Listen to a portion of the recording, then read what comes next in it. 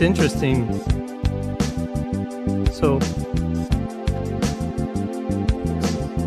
planet Earth.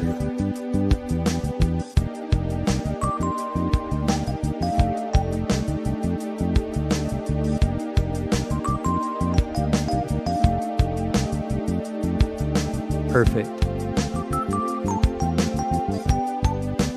No.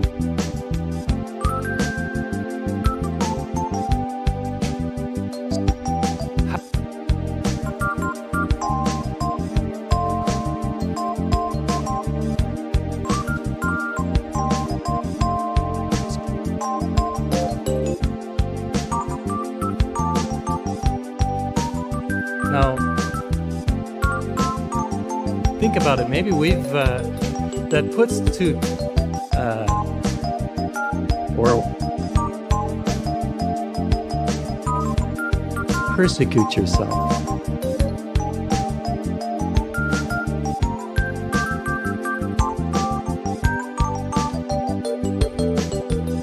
Very good.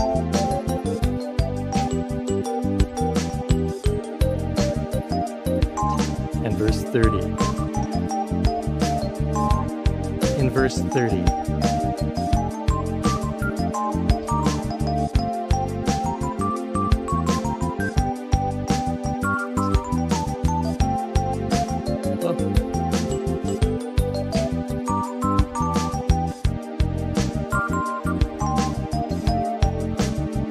He doesn't want the truth. Jehovah has cursed. Atheist? No doubt about it. Hey everybody, my name's Jake, and welcome to some kind of a stream. I don't know, Atheist Thursday or something. We'll work on the branding. Our special guest is restarting his computer here, and my name is Jake. I'm a former Jehovah's Witness, current atheist call-in show guy, cosplaying, sort of, maybe. That's sort of dependent on anybody calling in. But here's the deal. I've been kind of wanting to, for a while, have conversations with ex-Jehovah's Witnesses who still believe in some kind of God, whether it's Christian or otherwise, or maybe they're spiritual but not religious. And I thought it would be interesting to kind of do the line type call on show. Some call him a call-in show, not me, call-on show. And so I figured I'd have one of the people from the line on the show, and he is here.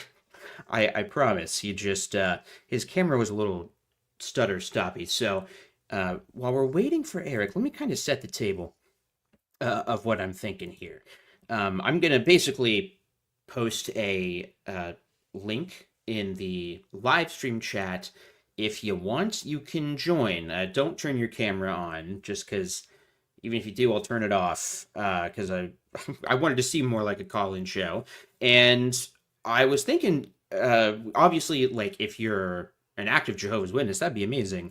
But I want this to be like a good conversation, like a kind conversation, not super confrontational, although obviously we'll try and push back. But it might also be interesting to get to hear people's stories a little bit too. I realized I was talking to I talked to Eric on the stream a few weeks ago, or probably a couple months ago at this point when I first had him on, and did a little bit of an interview. And then I listened to it earlier today to be like, hey, I forget why he became an atheist. And that's because I didn't actually ask him that question when I talked to him. So that's what's going on there. So when he comes back on, I'm going to talk with him a little bit, kind of give people a chance to filter in. And like, if nobody calls in, we've got plenty of stuff we're planning on talking about. There's some fun propaganda and articles and videos on jw.org we can talk about, maybe get into some of the group's theist claims. But I tell you what, while we're waiting, just because I think, why the hell not? Why don't I show a little sneak preview of a Patreon exclusive video. I'll show you a funny segment of it. Just kind of a treat. Tuned in early. Hey, no moments from the future. It's also the last comment I'm seeing, so I really hope. I actually haven't bothered looking at this on YouTube to make sure that it's like showing up and everything. Hey, yeah, we do. All right. All right. I'm gonna try and get to. So I uploaded the. Eric just said his computer's starting up really, really slow, but he's coming. Okay, so I do an awkward silence supercut of the annual meeting every year. Nobody asked for this, but I insist on doing it anyway. And but there's just so much this year, and I have other projects that I want to focus on, and also nobody really watches these, except for freaks, real ones, who I primarily aim my videos for. So I've just been kind of working on it in little chunks, and this is the Jeffrey Winder chunk. And so I wanted to show a little bit of that, since we got to wait on Eric anyway for his computer to boot up. It's my fault for suggesting it. I thought he might just refresh his screen. Okay. So some of this you might have seen a little bit of in various forms, but fuck it. I'm just going to show a little bit of it. Also, I do tend to curse. I do tend to curse on stream, so I apologize. I'm going to try and rein it in. I'll definitely try not to curse at you.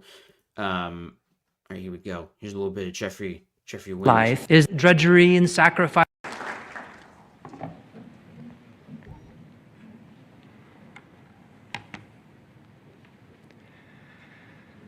My life is tremendous. Your life is drudgery and sacrifice and regret.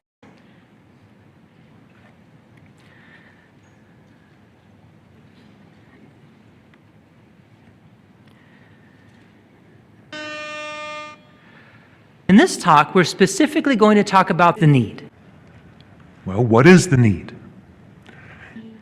I myself need men and women for my ever-increasing load of and there is a particular need for young brothers. Why? We are gay for young brothers from 19 to 18 years of age.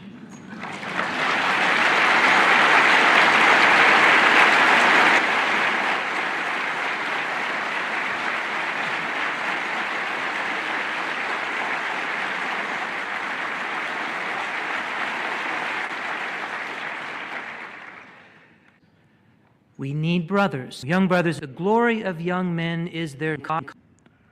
Our current and future needs require more young brothers. We need young brothers to apply. As many of you young ones as possible, you young ones will respond. You personally, you have your company of young men just like Dude. But some of you, especially you sisters, might have noticed that some of our comments were weighted more toward encouraging the young brothers to apply. And the reason for that is because of the need that we have for these brothers. There continues to be a need. Is there a need? Absolutely.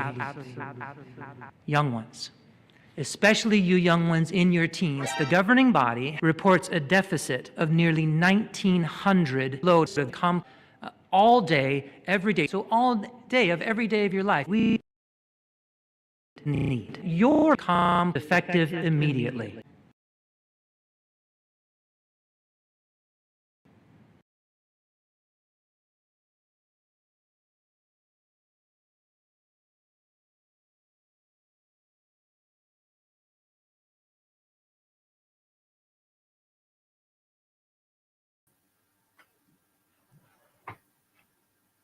Hello. I can't hear you. Hold on.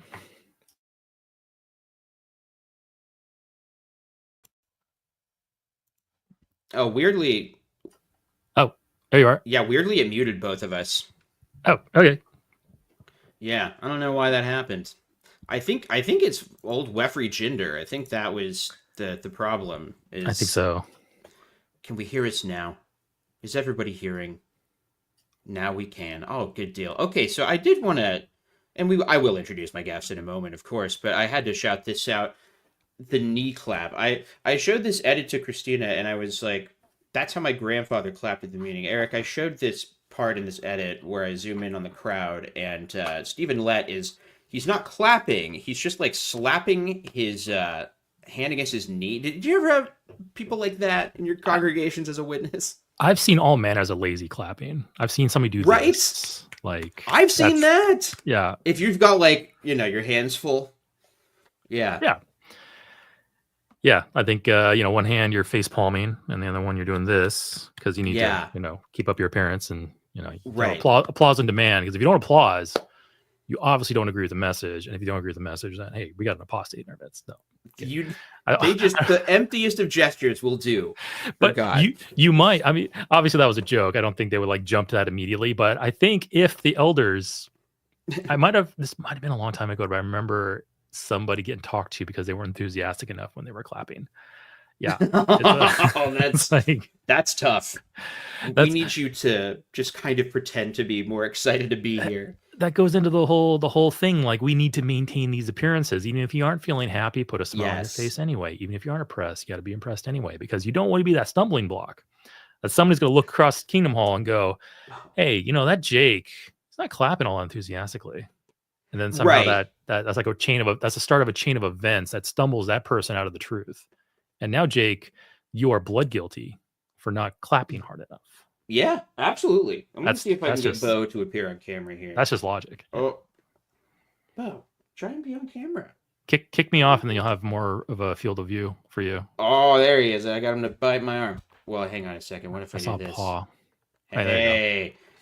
And the reason why we like to shout out our pets is that means we get to play the pet drop on the chat. Our spiritual paradise is a place that has many harmless animals.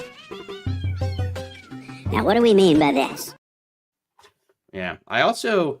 This was the shitty, really low effort atheist drop I made when we were talking before the show started. Jehovah has cursed. Atheists? No doubt about it.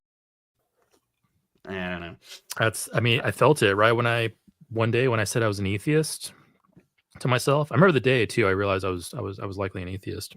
I felt that curse hit me. I just felt that curse hit me. It was like a dark cloud came over me, and I knew there was no going back, and I just had to fully commit. That's why I waited 15 years before I started doing anything online about it. That's right. Well, I understand it hits you hard, the curse, when you feel, because what people don't know, when you become an atheist, you consciously reject the knowledge of God.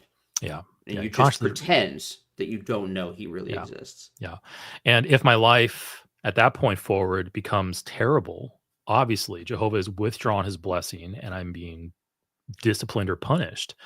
But if my life becomes way better, then obviously Satan has swooped in to give me these earthly rewards to keep me from going back. So, I mean, yeah, it's a real. You don't need tails you win, heads. Yeah, wait, you don't heads need. I win, tails you lose. I think is the thing. You don't need falsification. You don't need a way to test any of this. No. You just whatever happens is what happens, and that's affirmation. That is confirmation of the truth.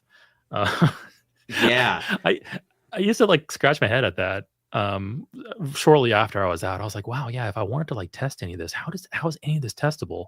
When literally whatever happens is confirmation of the story. And it's like, yeah. So it's like, because I have a brother that's still a witness, probably my last remaining like blood family still in. Mm. Oh, wow. And I have a small family, by the way. It's not that impressive, but yeah, like, I would imagine, like, 'cause he hasn't talked to me very much in like 15 years. I would imagine like the scenarios, had my life gone to shit after I got out, that would be his line of reasoning. Well, Jehovah withdrew his blessing, and now, the world's chewing you up and going to spit you out, and Satan's attacking you, and it's like that's the mistake you made. But thankfully, my life made a different turn because wasn't any chance or anything like that. I just kind of removed religious thinking out of my logical process and my decision-making process. And I started making decisions based on the information I had in the world I live in. So my life generally turned for the good. And if I present that to my brother, I'm quite sure he would say, well, yeah, Satan's, giving you riches of the world to keep you out and all that stuff, like I said before. And it's like, that's how he gets you. Like, how do you even argue against that? Where literally, like you said, heads I win, tails you lose. Like, how do you even talk about that? You have to. Yeah, that's. You have to get the person to appreciate testability. And I was like, well, you're making claims that you cannot test, so you have no idea to know whether you're wrong or not about that. You think you're right, you have no way to know you're wrong. So anyway. No, that's such an important point, actually. Mhm. Like, that's something that we'll see. We'll see if we have any take. I haven't dropped the link in chat or anything. I wanted to talk to you a little bit first. Yeah, that'll be fun. But that's something that I will hear from other theists sometimes when I listen to the show you're on, the line, and other, like, sometimes we'll just hear it like in debates. There are certain kinds of believers who essentially think that, like, you actually do believe in God and you're just rejecting it. Like, Yeah, you I've heard only that lots of think times. that you don't believe, but you really do, and you're just like, you actually have witnessed God in your life, but you just aren't. You're like kind of suppressing yourself from seeing it, Mhm. and it's kind of another way of like taking away agency, like in the same way that like your successes and failures outside of the organization aren't your own. It is Yeah. like either way, it's Satan or a lack of Jehovah, but it's Yeah. not just you. It's yeah, and that's all very true. I kind of view that kind of behavior, that type of like response where the person's like, I know what you're thinking better than you do. You're lying to yourself. I know what's really going through your mind. That's, first of all, gaslighting. It's a method of Yeah, literally. invalidating. Yeah, it's a method of invalidating you as an agent, your agency, Yes. and your ability to think and act rationally. And you know, the funny thing about it is that that's the person doing the gaslighting. That's what they're doing, because they are fooling themselves into thinking, Yeah. well, I studied this book and I've been told stories about this religion, therefore I know what's going through your mind. Yeah. And yeah, it's pretty nuts that some people like take that approach, because when I hear that, I'll usually tell the person, I was like, okay, well, if you really think that you know what is going through my mind better than I do, Yeah. then if we put you at a table and lined up every atheist who ever existed in front of that table, millions and millions of people, you have to tell that to the faces of those millions of people that did not even live in the same time as you, did not have the same outlook as you, did not even have the same religion as you before. And you have to tell each one of them, well, you're just denying in your deep down darkest of, heart of hearts or whatever, that you are rejecting what you know to be true. And it's like, Yes. what's more plausible? Like, what's more plausible? And I asked that person, millions and millions and millions of people are all tricking themselves in the same way, or you, sir, or ma'am, are tricking yourself. And Yeah. like, weigh the two together and ask yourself, like, what is more plausible in that? Yeah, and like, are you willing to measure yourself by that same standard? Are you willing to acknowledge Exactly. that you might be tricking yourself or suppressing the truth that God is not real? Like, I want to shout out these comments. A two-hander here. So Jenny Bloom says, "You don't believe in God, so you worship Satan." Then Christian logic. Exactly. And then the Falling Tower said, Exactly. Falling Tower says, "But Satan's greatest trick was convincing the world he doesn't exist." Yes. So this actually really messed with my head for a long time as a witness. Like, I saw The Usual Suspects on TV, and because it's rated R, so I wasn't allowed to watch it uncut. But my dad was like, "This is actually a really good movie if you can catch it on It's a TV." good movie, It is really good movie. And so we watched it together as witnesses. And yeah, that line, the greatest trick the devil will ever pull was convincing the world he doesn't exist. I'm like, God damn it, that is a good trick. And so I had such an up and down with Satan specifically. Like, I would be really afraid of like demons, and like, I knew that I wasn't supposed to play anything spiritistic or violent. But sometimes I would anyway. I'd get a used copy of Grand Theft Auto Vice City from GameStop, or some game with magic or the occult in it. Yeah. And then if I started to hear things go bump in the night, I would think, oh my God, I've let demons into the house. Yeah. And I would like throw them in the trash, right? Yeah. But then there were times when I was like, this doesn't make any sense, because it's like Grand Theft Auto is like the greatest selling series of all time. And obviously there aren't billions of demonized people like it just doesn't make any sense. And so that kind of up and down would happen a lot, but I would go back to that line that the devil is just tricking you, that he doesn't exist. I had a commenter throw that at me recently, actually. Yeah, A believer. That's definitely a throwback too. Yeah, and you, what better way to convince somebody that they're being deceived by somebody by telling them, oh yeah, they're deceiving you. It's like it's just reaffirmation of the premise and without any like real evidence. Yeah. And yeah, it's all those little tricks, you know, like because humans are very flawed with their logic and reasoning, and we're all susceptible to, you know, bad logical steps, fallacies. Yes. Even after I learned about all that stuff, I'm still very susceptible to all those things, and I constantly watch out for myself. And yeah, there's just so many little, and you look back and you're like, there's so many little gotchas that are in the witness and other religions that will prey on those fallacies and prey on those flaws in your thinking that all humans experience, and stop do these little tricks. Thought stopping cliche. Yep. Thought stoppers, deepities, various things to kind of like just trip you up and to make you, you know, prevent you from questioning and prevent you from getting out. And because that's really every witness that's in, that's their primary objective, is to keep themselves in and keep everyone else in, because that glorifies Jehovah. I guess you could say glorifying Jehovah is the primary objective on paper, but really in effect it is right. We must maintain our unity, we must maintain our cohesion, we must maintain our reputation. That's really what it boils down to.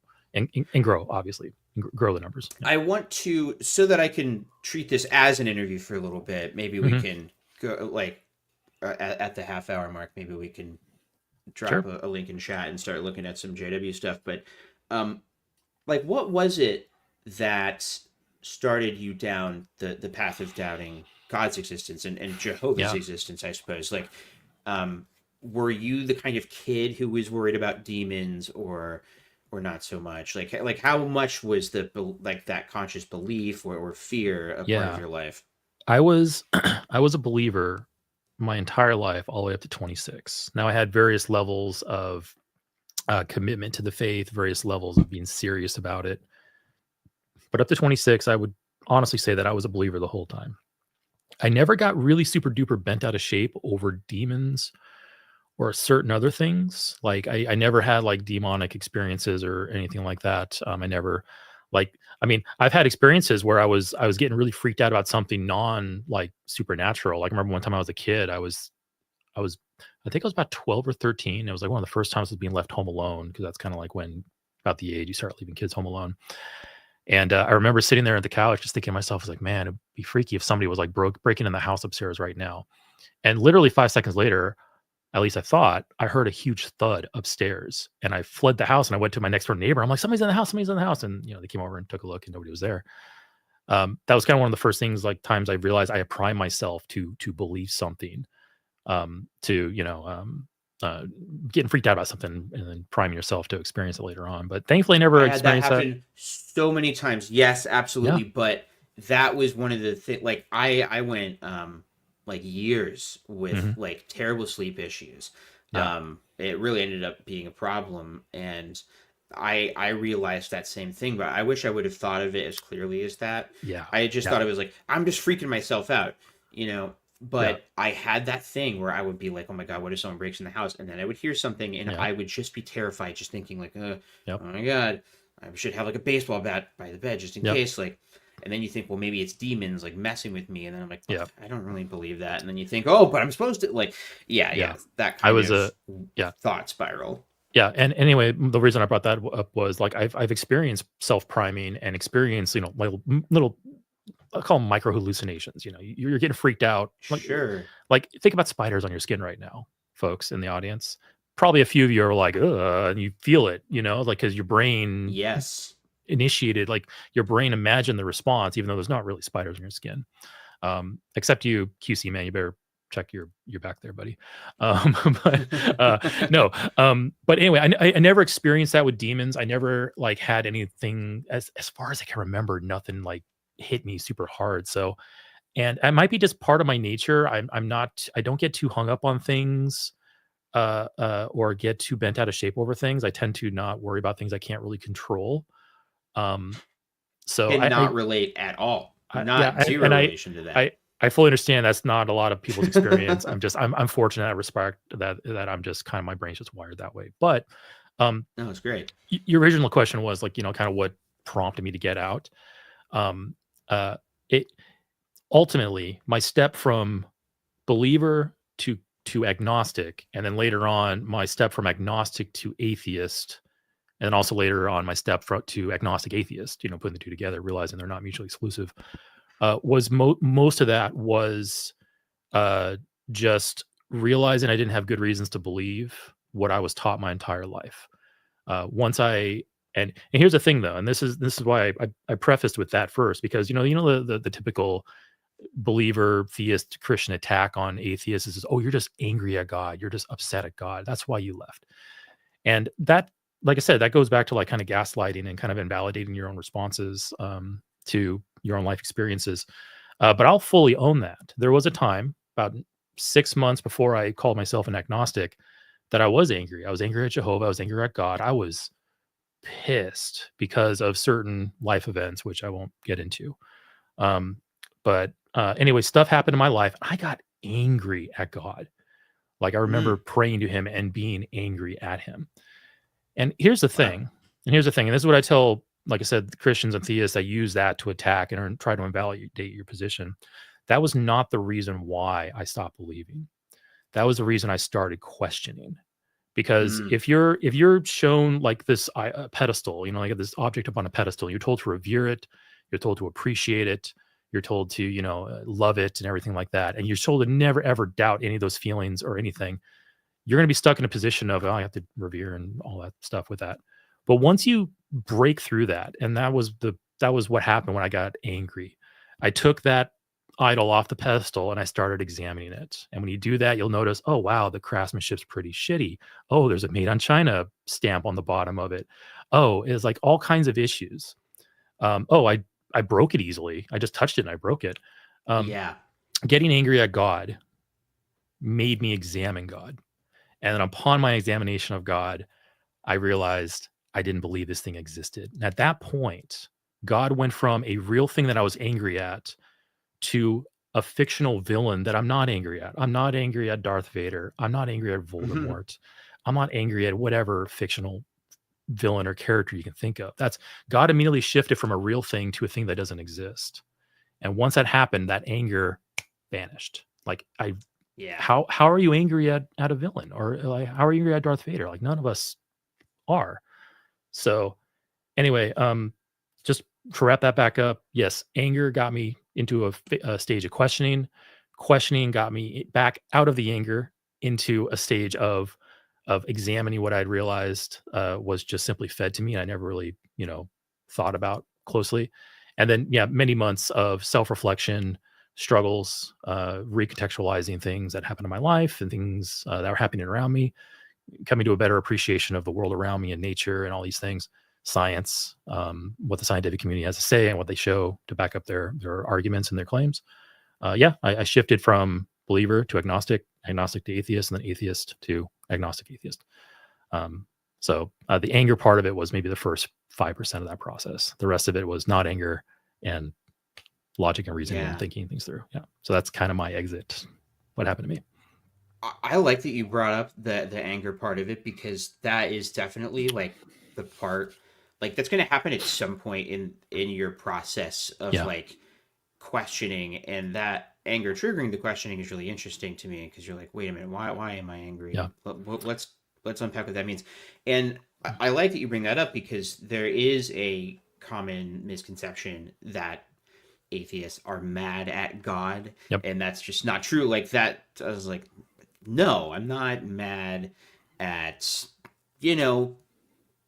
why can I only think of Darth Vader? The bad apes from the Planet of the Apes movie. Apes, exactly. Koba.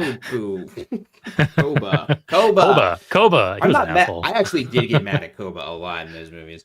And exactly. Like I said, if somebody ever, any non-believers in the audience who are being, kind of strawmanned by saying, oh, you're just angry at God, or you're just, you're acting out on emotions. First of all, it's okay to be angry at your God, because that's what gets you examining it.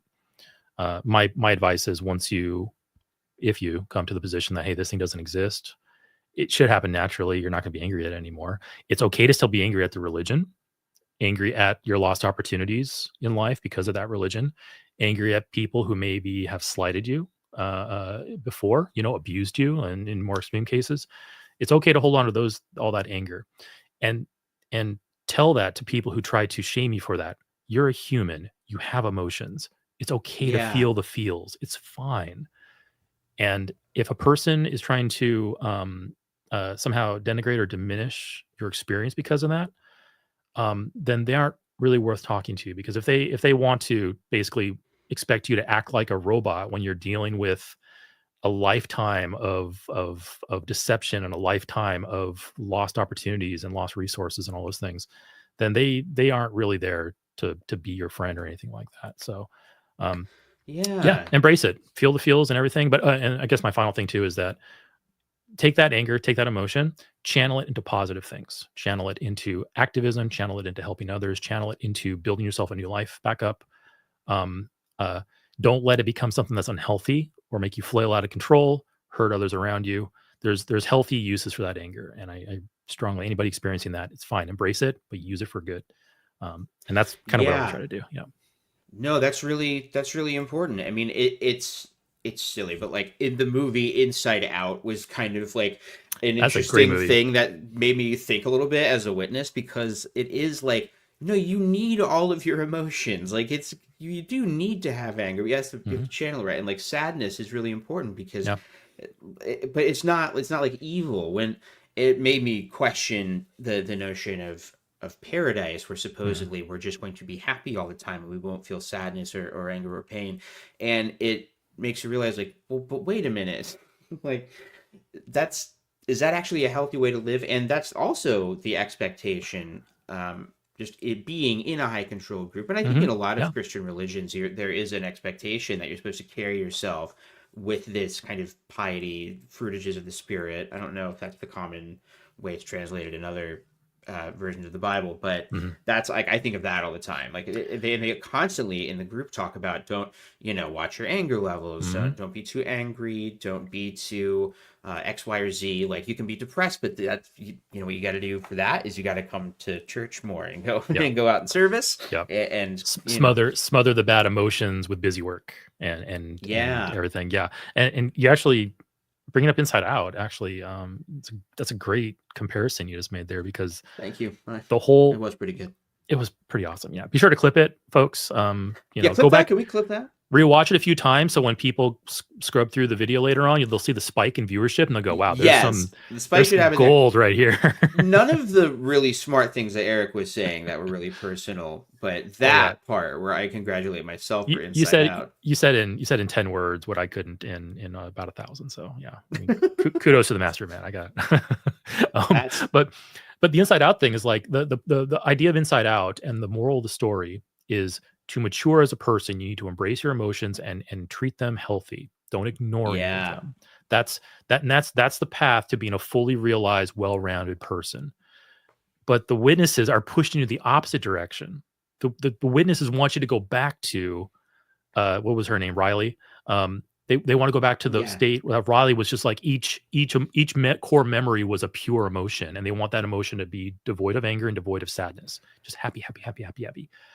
And they're pushing the exact opposite direction. And the convention, either last year or 2 years ago, like their regional convention, the title of it was Always Rejoice, and like always be rejoicing. Yeah. That's not a reasonable expectation to have. Leave the anger to Jehovah. He'll crack some skulls for you. Don't worry. That's why you don't need to be angry. Based. Okay. I have so many comments I want to let's look at them. Shout out before we get into down to business to defeat the Huns. Soft Knocker says, having your childhood ruined could be considered the worst thing that could ever happen to you. And like, that's obviously like, that's why anger is a very valid emotion to feel. A bad thing happens, something that is angering. Of course. Actually, just to kind of spike my anger here, I'm going to really quickly I wanted to do this for a while. I'm going to do it live on air right now, just from meetings. How much hours of my wasted life I've been on meetings. So back when I deconverted 15 years ago, we had 3 meetings a week, right? Yeah. So we had the book study, that's 1 hour. Theocratic Ministry School, that was like an hour, 45 minutes. Yeah. And then the public talk on the Watchtower side is 2 hours. So 4 hours and 45 minutes. So we'll call it 4.75. times that by 26 years, times that by 52 weeks per year. 6,422 hours wasted on just meetings, not preparing for meetings, not service, just, and not even traveling back and forth from the Kingdom Hall, just sitting your ass in a chair and listening to that. That's a lot of time. Like, that's a lot. That's a lot of time. That's a lot of damage. If you could transport to the classic Justin Timberlake film, out of time, or whatever the hell that was called, In Time, where you like time is literally money. Like, if you could be told, like, hey, would you like 6,000 hours back of your life? You'd be like, oh my God, yeah, that's incredible. I mean, that's yeah. I just divide that by 24, so that's 267 straight days. So imagine three quarters of a year. No, it's about 2/3 of a year. Imagine 2/3 of a year straight just sitting your butt in a Kingdom Hall chair. Not just even a moving. bonus year. Because that's also not counting like 3-day conventions, like especially assembly days. Yeah, 3-day conventions. I wonder how many. You didn't count any ministry time. No ministry time, no travel, no studying. Man, oh man. I won't do the math here, but I'm curious how many bachelor's degrees that time can get you. You know, so it's like that. Okay, now I'm getting angry because I'm like, what was that? What else was I going to do? And I'm like, oh, God damn it. Yep, I could have gone to school. That's the thing I could have done. All right, I want to shout out a few more comments. This one, because this made me so happy. Like, this genuinely delighted me. Dylan Johnson says, hi, Jake. I woke up a few weeks ago and found your channel. The random shout out of my favorite podcast ever, Hollywood Handbook, was the closest I've ever felt to my prayers being answered. That makes me so happy. Dylan Johnson will understand what I mean when I say this, but I love you and I'm in love with you. Reference to that. Congrats on waking up, Dylan. Like, good job. Yeah. That's huge. You have so much fun ahead of you. Oh my God. Your whole life's ahead of you, man. Yeah. And you already got great taste. My channel, Hollywood Handbook, presumably other good, The Godfather. You're already spending your time wisely, my friend. You're coming to Old early and checking out Jake. Huh? Starting out pretty strong. All Things Considered, wow, this is the classic NPR show, All Things Considered. Just tuned in. I was taught that atheist meant Satan worshiper as a child, or someone led astray by Satan. It's the reason why I didn't use the term, even though I was a non-believer. Yeah. Yep. Well, they do view it as satanic. Like, the way witnesses view it is we've been tricked by Satan. Mentally diseased, satanic. Yes. We're allied with the adversary. Yeah, absolutely. And that's one of the things. Yeah, like half of, I mean, like a big part when you exit, when you wake up, and Dylan, previous commenter might be experiencing this right now, is realizing you need to reanalyze not just your morals, not just your logical system, but your very definitions of the words you use, because you don't know what was given to you, and now it's got this slight, this tint on it that's slanted towards the witnesses. Words like apostate, words like atheist, words like non-believer, even words like worldly, like worldly is actually a pretty nice attribute to have. It means you're well traveled and experienced. Like that was a moment for me when I like first read that, probably in like middle school. I read that in a book, in a chapter book, and it was used as a compliment. I was like, wow, what? Yeah. How could this be? It's crazy, right? No, but you have to really unlearn what you've learned and like recalibrate your brain. Yes, absolutely. Okay. QC Man 2000, along with Falling Tower, never really worried about demon stuff either. Must be nice. Yeah. Jenny Bloom said demon stuff scared her until I was in my teens, and then I stopped worrying about them. I honestly think it was probably until I was it's like 17 or 18. Yeah, maybe my 20s. I think the brain has a funny way of being worried about things. Obviously, when you're a kid, like lots of things scare you. Like I was scared of the dark when I was a kid. I didn't want to go downstairs when the lights were off. Your brain has a way of just kind of just dropping certain things. You don't even realize it happens. And you might like say, I still believe that demons exist, but inside your brain might just be like, okay, I've never had demon experiences before. Low likelihood I ever will. And so your brain just kind of drops it because you have better things to worry about, like because life experience has kind of taught you not to worry about that. Emily Lopez also scared only as a child, and after 16 I wasn't afraid anymore. Falling Tower says everyone's brave until they have to confront the heater in the basement or the old man shoveling snow on the sidewalk. Yeah, I'm not saying there aren't scary things out there in the world. Demons exist when I'm scared. That's absolutely true. It's like how God exists for the bad stuff for George Costanza. I believe in him for the bad stuff. Okay, cool. Okay, Sean is yelling Freemasonry. Is that a prompt? Is that like an invitation for me to drop the link in chat? I suppose maybe as a blanket statement, yeah, if you wanted to argue about something like that. I don't really know what Freemasonry is. I mean, I know what Freemasons are, but I can Jesus take the wheel on that one. Yeah. But while we see if anybody decides to put on their big ExJW pants and call in to a very professional show. Eric, I know you're used to programs where the actual when the call-in show has a phone. Mm-hmm. So I appreciate you taking a downgrade. Whereas actually the system we use on the line, it's called Call-in Studio, and it's got some good features, but there's always like a half-second lag between everybody on the line. And so that can cause some issues where on StreamYard, it's like fairly instantaneous. Like you and I are talking with very, very, very little delay. Call-in Studio is not so great for that. Like it's good for features, but it's not very fast. So this is actually, I actually prefer this. Okay. Yeah. You're right. Like the lag is really not bad at all.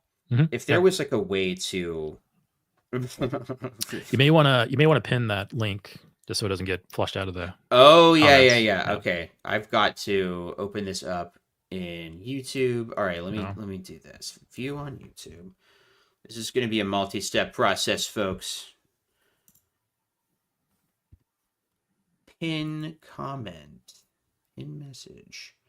There you go. And like, listen, is this ideal? No, but that's not the hardest thing to type in if you needed to manually type in it. Okay, now on the website, there was a article. I was looking at what's new, and something stood out to me, knowing that we were about to have an atheist chat. And I'm no scientist, but maybe I can point out some issues in the logic. Maybe, I don't know. This is from JW.org. Was it designed? The regulating ability of hormones. Now, like, this was just so weird to me because, okay, like the manta ray, bird colors, oxygen transport, a mother's milk. I wonder if they get into the fact that mother's milk contains white blood cells. Yeah. Babies drink blood, literally. Babies drink blood. It's kind of, it's kind of like the opposite of what QAnon says. The babies are the ones drinking all the blood. I don't know. I appreciate the courtesy chuckle, but, that was a stretch. All right, so was it designed? The regulating ability of hormones. So this is supposed to be proof of God, hormones. You thought maybe that was a sign that there is no God, but no. Hormones are amazing. Your bloodstream must keep its level of electrolytes, such as calcium, within a narrow range to keep your body functioning. But the amount of electrolytes you consume can vary from day to day. How does your body keep a stable amount in circulation? Should we check them for plagiarism? What if they plagiarized this article? Don't know. That'd be a good question. Can we do a plagiarism checker? They probably just, do they use chat? GPT. I'm sure it's probably rapidly becoming part of their workflow. For these articles, maybe for the magazines, they're like, well, this is dignified. This is Jehovah's magazine. Yeah. Oh, Grammarly scans for plagiarism for free, I guess. Okay, I got a scan going. We'll see what it says. All right, good. I've never thought of that before, but I'm like, this just seems like it could be copied and pasted. Okay, well, so according to Grammarly, sorry, I just finished. According to Grammarly, we didn't find any plagiarism, but we found 4 writing issues. Conscientiousness, conciseness. I'm sorry, words. Oh, conciseness. Conciseness. Oh, they picked up on the fact that they perhaps use a few too many words. Yeah, you got to pad out that word count. I mean, I'm who's leader of the writing department? Oh, good question. I wonder if they had like a word count requirement because they have to fill a page, right? Like we need this many words. Oh yeah. They're anyway. Really bad. Like. In the old publications are wackadoodle. Like they will use 90,000 words. If you want There's a video of mine that really is twice as long as it should be, but the article just uses twice as many words as it needs to. It's like this old questions from readers on throwing bouquets at weddings. That's really... and it was the most terribly worded article. This, I understand, is not important, but it is to me. Conciseness, I'm going to skip conciseness, word choice, grammar, and punctuation. Those are the 4 like things it threw there. So we'll see. Brutal. Yeah. Okay. I just want to skip to their logic here. Yeah. The hormones, these hormones are just 2 of more than 100 that the human body uses to adjust or regulate various processes. What do you think? Did the regulating ability of your hormones evolve, or was it designed? Yeah. Oh, there's a video version of it. This is this is yet another attempt, and witnesses use this all the time. This is basically the teleological argument that they're presenting here. And you can do this. Teleological argument, you say? Yeah, or basically the argument from design, argument from creation. Basically trying to argue that this is so perfectly functional. This is so perfectly fitted for the need that we have, and probably usually with a dashing of this can't possibly come about by natural process or by chance. Therefore, it must have been designed because it is just too perfect to be explained by any other method. And there's like some major problems with that argument, which we'll go into as we go through this, because they're going to probably present at some point in this article here, like, how else do you explain it except design? Because we just painted this in a way. I hate to tell you this. That was the end of the article. That was it. So what they didn't even really make the argument. It was just like, here's all a bunch of facts. They're just trying to crazy. Yeah, they're just trying to make you answer that question yourself. I see. Yeah. Yeah. So, and we can talk about that. If we want to read the article, we can actually talk about arguments for and arguments against such reasoning. And let's look at a video that they have, because this is a video series too, and they don't have a video on the milk one. They didn't want to show boobage. I'm pretty unavoidable for that topic. We can always go to another video, like, hey, this is what they didn't want to show. No, we better not. I am demonetized immediately. Man. Okay, Gnostic culture. Yeah, that would be super interesting, Sean. I'm interested to talk about that. I have no idea what that means. So let's look at this was the universe created thing.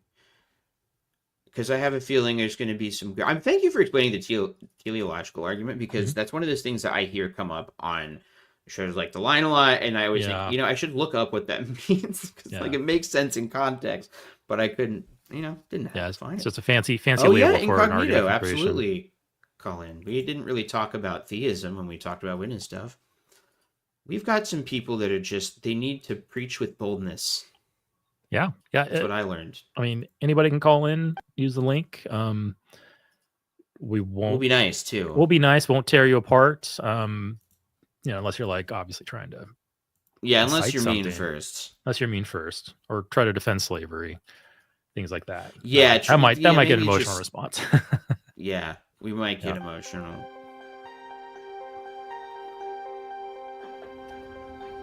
Wow. Ooh, look at that CG. What the? Love it. Whoa. The universe is vast and awe-inspiring. I agree. Tell me if you want me to pause it anyway. No, you're fine. Earth and life on it are amazingly complex. I agree. So far, so good. How did it all get here? Good question to ask. Yeah.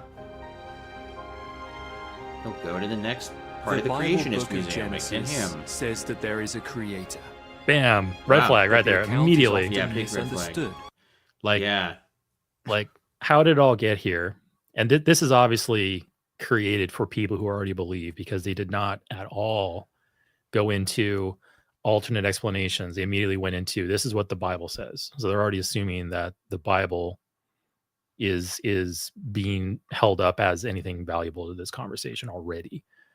Yeah. I think we noticed that when we watched the last one. They had some video on why there needs to be organized religion, and it was just like, well, anyway, the Bible says, like, they didn't even bother establishing why the Bible should be trusted on this matter at all, as opposed to other creation accounts that other religions have. I mean, we have And we have plenty of other writings that are older than the Bible that establish other creation myths.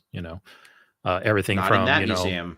Yeah, not in that museum. But it's like, yeah, it's if this was a person I was talking to, I'd immediately say, okay, well, hold on here. Why are we seriously considering the Bible and what what Genesis has to say? How do you know these things to be true in there? And then they'll say, well, like this video is going to go into creation and complexity. People will probably say, well, Genesis is a historical account, which it isn't because we don't have evidence to support any of that. It might be historically accurate, but you don't have a good reason to believe so because of the lack of the archaeological evidence. We don't know who wrote Genesis. Everyone says, yeah, Moses wrote it, but we don't know that. Like that's the assumption that's kind of thrust upon us. Same way that we have assumptions about who wrote even the Gospels, much more recent documents. Yeah. So immediately, why do we seriously consider what the Bible has to say? Because the Bible has a lot of scientific inaccuracies in it, especially in Genesis. The ordering of events, how plants existed before light did. I think there's two parts in Genesis where the creation story actually conflicts with itself. Like there's one version and there's another, and they don't quite line up. Genesis 1 and then 2. Yeah. And not to mention just the overwhelming amount of evidence that we have that the earth has been here for longer than 6,000 years. Mankind has been here for longer than 6,000 years. All kinds of stuff that it has overcome for it to even be brought to the table to be considered as some type of creditable source. But sure, we can roll with that, I guess. Yes. So the StreamYard link, you will not be on camera. I will turn off your camera if you try to turn it on. We don't want to see anybody's mugs. No mugs. But we do have a caller. And sweet. This is Milo. Milo, how's it going?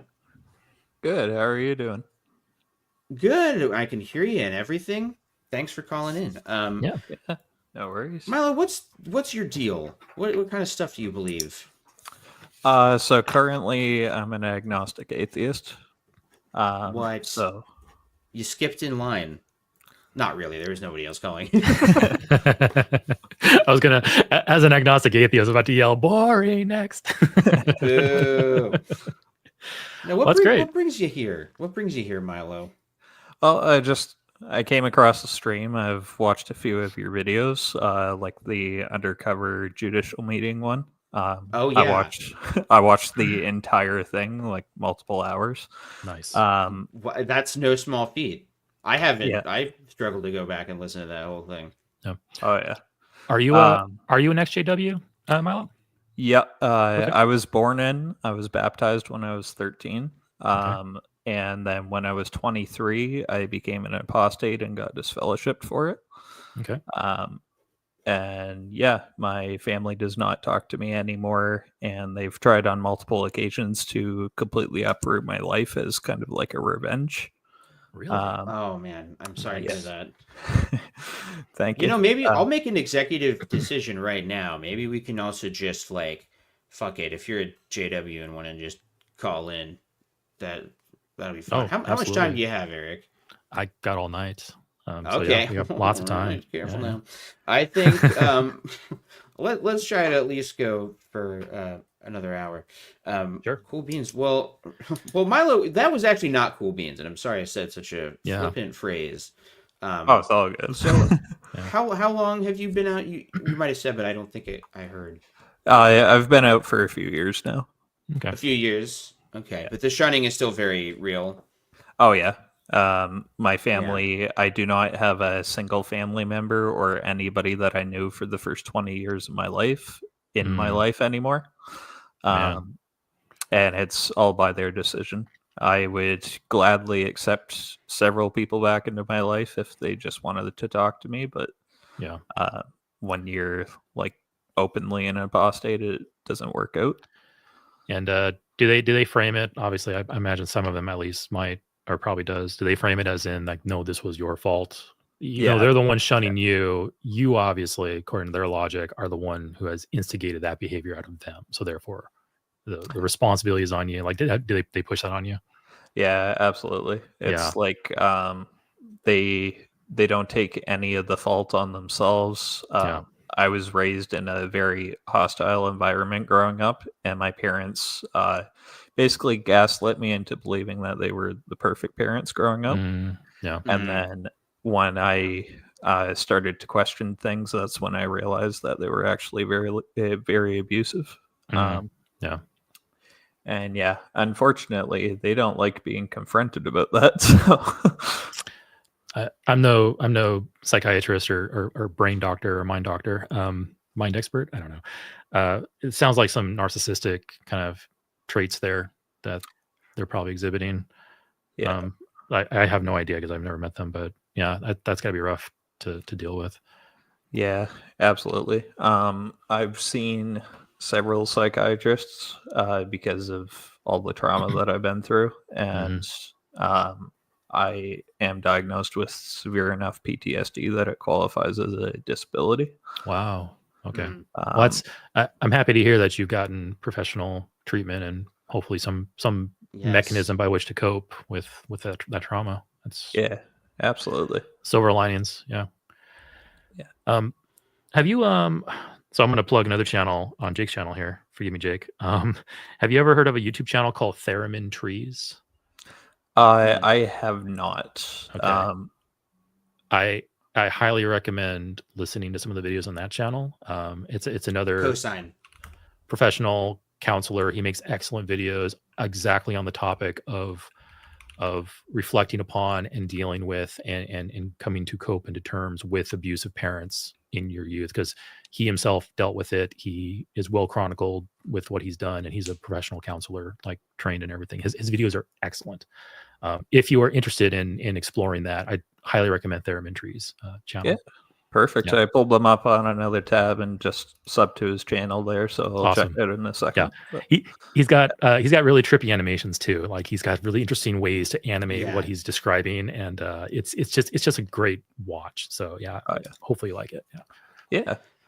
Can I ask Milo before, because we might get to some other folks. So I really appreciate you calling and sharing this. But what's been bringing you joy since leaving? Is there anything you've been able to?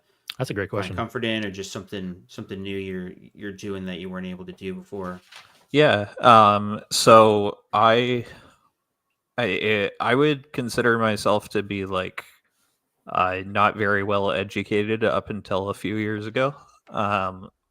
Basically, I barely pulled through high school because I didn't really care about getting marks. It was just an end to a means kind of thing, and I had goals of going to Bethel, and I actually, without giving away too much information, I did one of the international conventions. I was on the main stage. Very nice. Yeah. Me too. Maybe we were there together, side by side. Yeah, maybe not, but probably not, because it was mostly because I think we're in different countries. But that okay, all right, yeah. But yeah, so I went back to post-secondary education this year. Excellent. I'm trying to get into an administrative assistant role, which will hopefully turn into accounting. Very nice. Very and cool. I went from barely skirting by in high school to having a 95.5% average across all my courses. Nice. Very nice. I have heard that story numerous times where, yeah, when you're under the mindset of the world's going to end any day now, you just do the bare minimum with like middle school and high school education. And then once you drop that and you realize, oh, wait, the world's going nowhere. I need to build a future. It's amazing how your performance in academia just skyrockets in most cases because you're taking it seriously and you're getting very real benefit out of it because you're learning a lot of important stuff that will be useful for you later on. Not to mention building a career, you know. That's excellent, man. I'm so glad to hear that. Yeah, and I'm set to graduate in a couple months here, and then I'll be immediately starting into a new job. So, congrats. Here's hoping. What you should do is come back here once you graduate, and we'll throw you a little graduation party. Well, yeah, sounds amazing. Absolutely. Set up like a confetti animation and everything. Yeah, that's awesome. Live that's on great. stream. What greater gift? I'll bring confetti and just throw it up, and then don't don't plan anything with any real life friends that you make along the way. It'll be right here. Yeah, if you have real life friends, hey, when's the graduation party? You gotta say, no, I'm sorry, guys. I gotta go talk to Jake and Eric. I have a firm commitment to see a confetti graphic. Yeah. Oh my God, Milo! I don't know if you've been in a call-in show before, but unfortunately, at the end, I have to kick people's ass from the studio, and that's just how it works. But before you go, Milo, I mean, once again, congrats. These types of stories are heartwarming.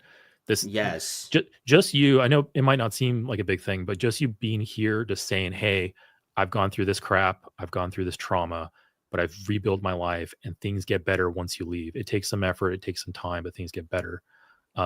Somebody out there right now, we have over 100 people listening, might hear that, and that might inspire them to also make those same efforts. So thank you so much for putting yourself out there and talking about this, because people need to hear this. So truly. And kudos to you. Well said, Eric. Yeah, kudos to you.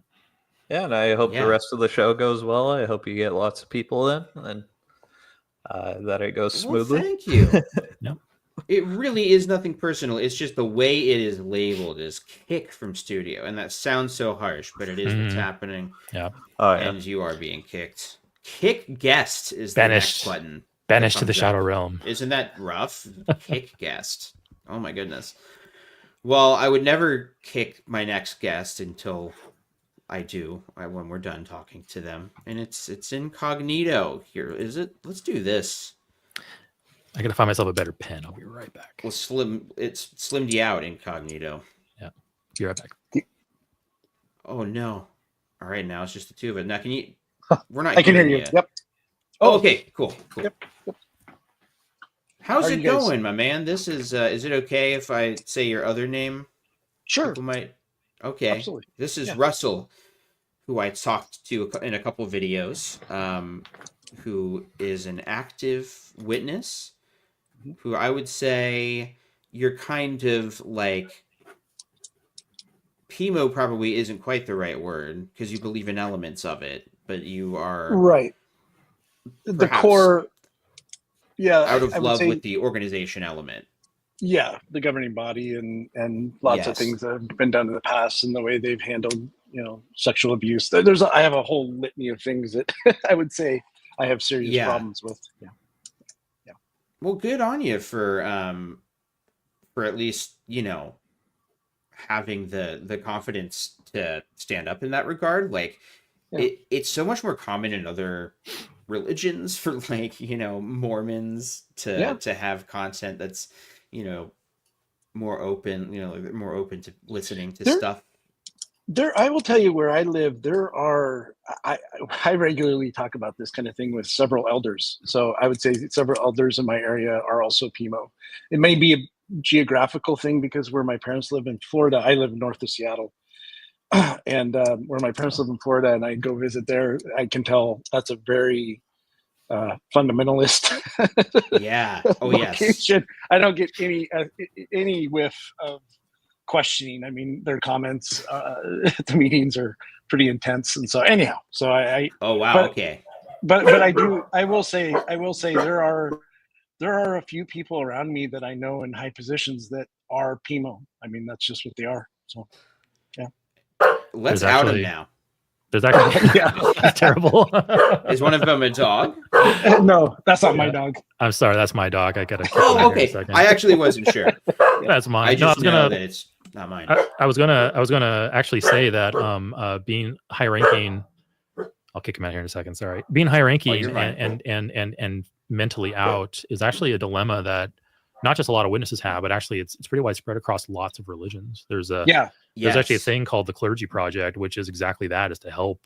Because I mean, like, imagine like you're a pastor of a church and that's your career. You've been doing it for 20 years, and all of a sudden one day you wake up and you're out. But now it's like, well, this is my livelihood. I have lots of people relying on me. I'm well respected in the community. Like, there's a immense pressure to stay exactly where you are, and now you feel like you're paralyzed and not being your genuine self. So like the Clergy Project like helps out a lot with that. Yeah.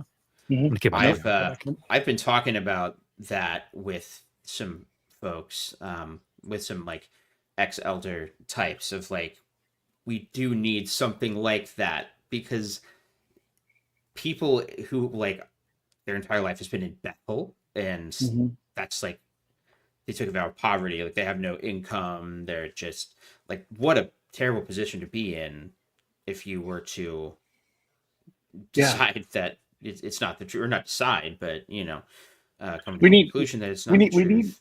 We need like those cards that, what was that? It was the July 21 plot to kill Hitler.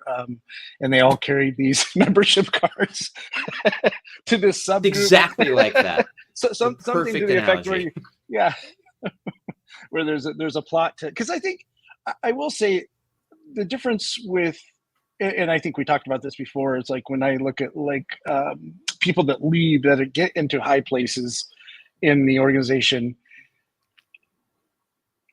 this is just my opinion. I'm not saying morally there. I think there's kind of even though I'm sure they were also victimized into believing all these things, but I would say there is somewhat, I feel, an obligation to try to bring about change, right? I think that when Raymond Franz, he was a governing body member, I of course, he predates me quite a bit, but man, I wish somebody would have just said, hey, don't leave the governing body, change it, stay there, be a voice. You've kind of shaped it to this point to get to where you are, meaning his life, adjust it and try to build some, alliances within the governing body so you could start to make changes that he wanted. He saw the need for changes, and he basically did exactly what they wanted him to do, which was to leave. If I may, I've been rereading Crisis of Conscience, and I believe you're incorrect. That's not... I don't think he had a chance to not leave. He basically had private conversations with friends just about certain doctrines, and word of that had gotten out, and there ended up being kind of a witch hunt. And so basically Raymond Franz was asked to leave before he got a chance to, defend himself and make any kind of case that he got to stay. But I want to redirect... Because they didn't have the cards. They didn't have the super secret cards. Right. Those Hitler cards you're talking about. Well, no, what I'm saying is they needed to be a little more covert about it. I guess that's... And I know... I hear what you're saying from a timeline standpoint. He didn't have that option. So I understand what you're saying. But I guess... I think that you're probably tapping into the very real mentality of people in higher positions who recognize it on some level. This is not the truth. Maybe who knows how far down the road they've let themselves get. But I agree with you that probably the mentality that a lot of people have, maybe it's out of self-preservation, so they don't actually have to leave, but is like, well, I'll stay in and change it. Yeah. And I think that probably is just going to burn them out faster, because it's it's just a bigger thing than any one person. I wanted to, though, if Eric has something to say, go ahead. I was going to ask you, Incognito, so I can move on to someone else. But I do want to talk to you about God, because I know you are a believer in God and so forth. But real quick, Eric, did you have a follow-up to that? We're kind of off the topic now, but just I guess the idea of saying to yourself, I want to stay in because I want to change the organization from within, kind of raises some interesting questions about whether the organization is actually directed by a God or directed by some type of like supernatural power, which is creating unity and such. Because by saying I want to stay in and change it, you're basically saying, well, I am now that force that is supposed to be directing the organization, or I'm going against the force that's directing the organization, or which is the conclusion I lean to. The third option is there is no overwhelming unifying godly force directing this. It's really just people struggling against each other to create policies and generate influence. But I agree with you on that last. That's what I think it is. Okay. I think, So you think the organization should continue to exist even though you don't think it's God directed? Is that basically it? No, I guess. I guess I'm starting from the pragmatic standpoint that it does exist, that it has captured family members.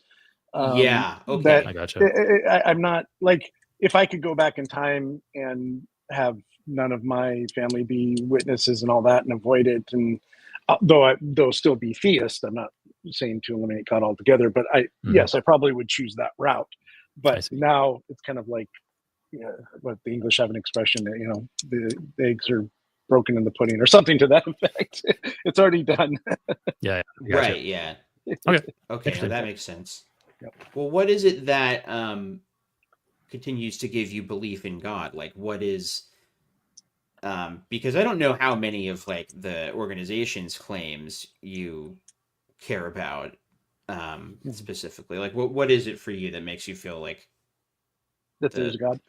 The theological argument is, I think, is solid, but I also think the fine-tuning argument is solid as well. And I would say the fine-tuning is a bit more powerful than theological, but theological. And the fine-tuning argument is what? Just that the Earth appears so finely tuned to It's the constants of the universe required, multiple constants that if they're slightly off in any particular way, that you couldn't have life or even planets formed the way they are. I mean, there's a lot more to it. I'm just giving a paraphrase. Gotcha. No, I'm not good at keeping those logical fallacies in my head. Or it's not logical. It's not a fallacy. It's it's an argument. I think so. I've heard fine tuning several times on the line and talking to certain people, and it's like the problem with fine tuning argument, in my opinion, is that there's a lot of assumptions built into it. One is that our form of life, what we experience, is the only possible one when we don't know that. We know this one works, but we also don't know what else might work. Sure, if our life couldn't form, and sure, maybe even planets couldn't form with those constants adjusted, we don't know what other self-organizing system might arise in its place and what would come out of that. It could very well be that we are actually a vastly inferior form of life because of the way the constants are. So it's like that's kind of like one of the things is like we don't have other universes with other tweaked constants to examine. So we can't really make the claim that ours is the best. It's amazing we're here, when it could be that self-organizing systems just simply arise whenever there's a universe with certain constant set. So that's kind of one of the big ones. And then if you really want to kind of get more into like the theoretical, I usually bring up things like, well, okay, what if our universe is an infinite series of big bangs and big crunches, and every time we have a big bang, the constants are a little bit different. And so universes that don't support life, there's nobody around to complain about life being there. And the universes that do have life will probably sit there and say, wow, it's amazing that we're here. These constants are so finely tuned for us. So that's kind of another thing that I look at. And I have no idea if big bangs, big crunches is actual case or not. And then, of course, you can take that with the multiverse kind of hypothesis, like, multiple universes, each with different constants. And again, the universes that have the ability to generate and support life will be there probably talking about their constants and how great it is for them. And then the universes that don't, there's nobody there to complain about it, so nobody notices.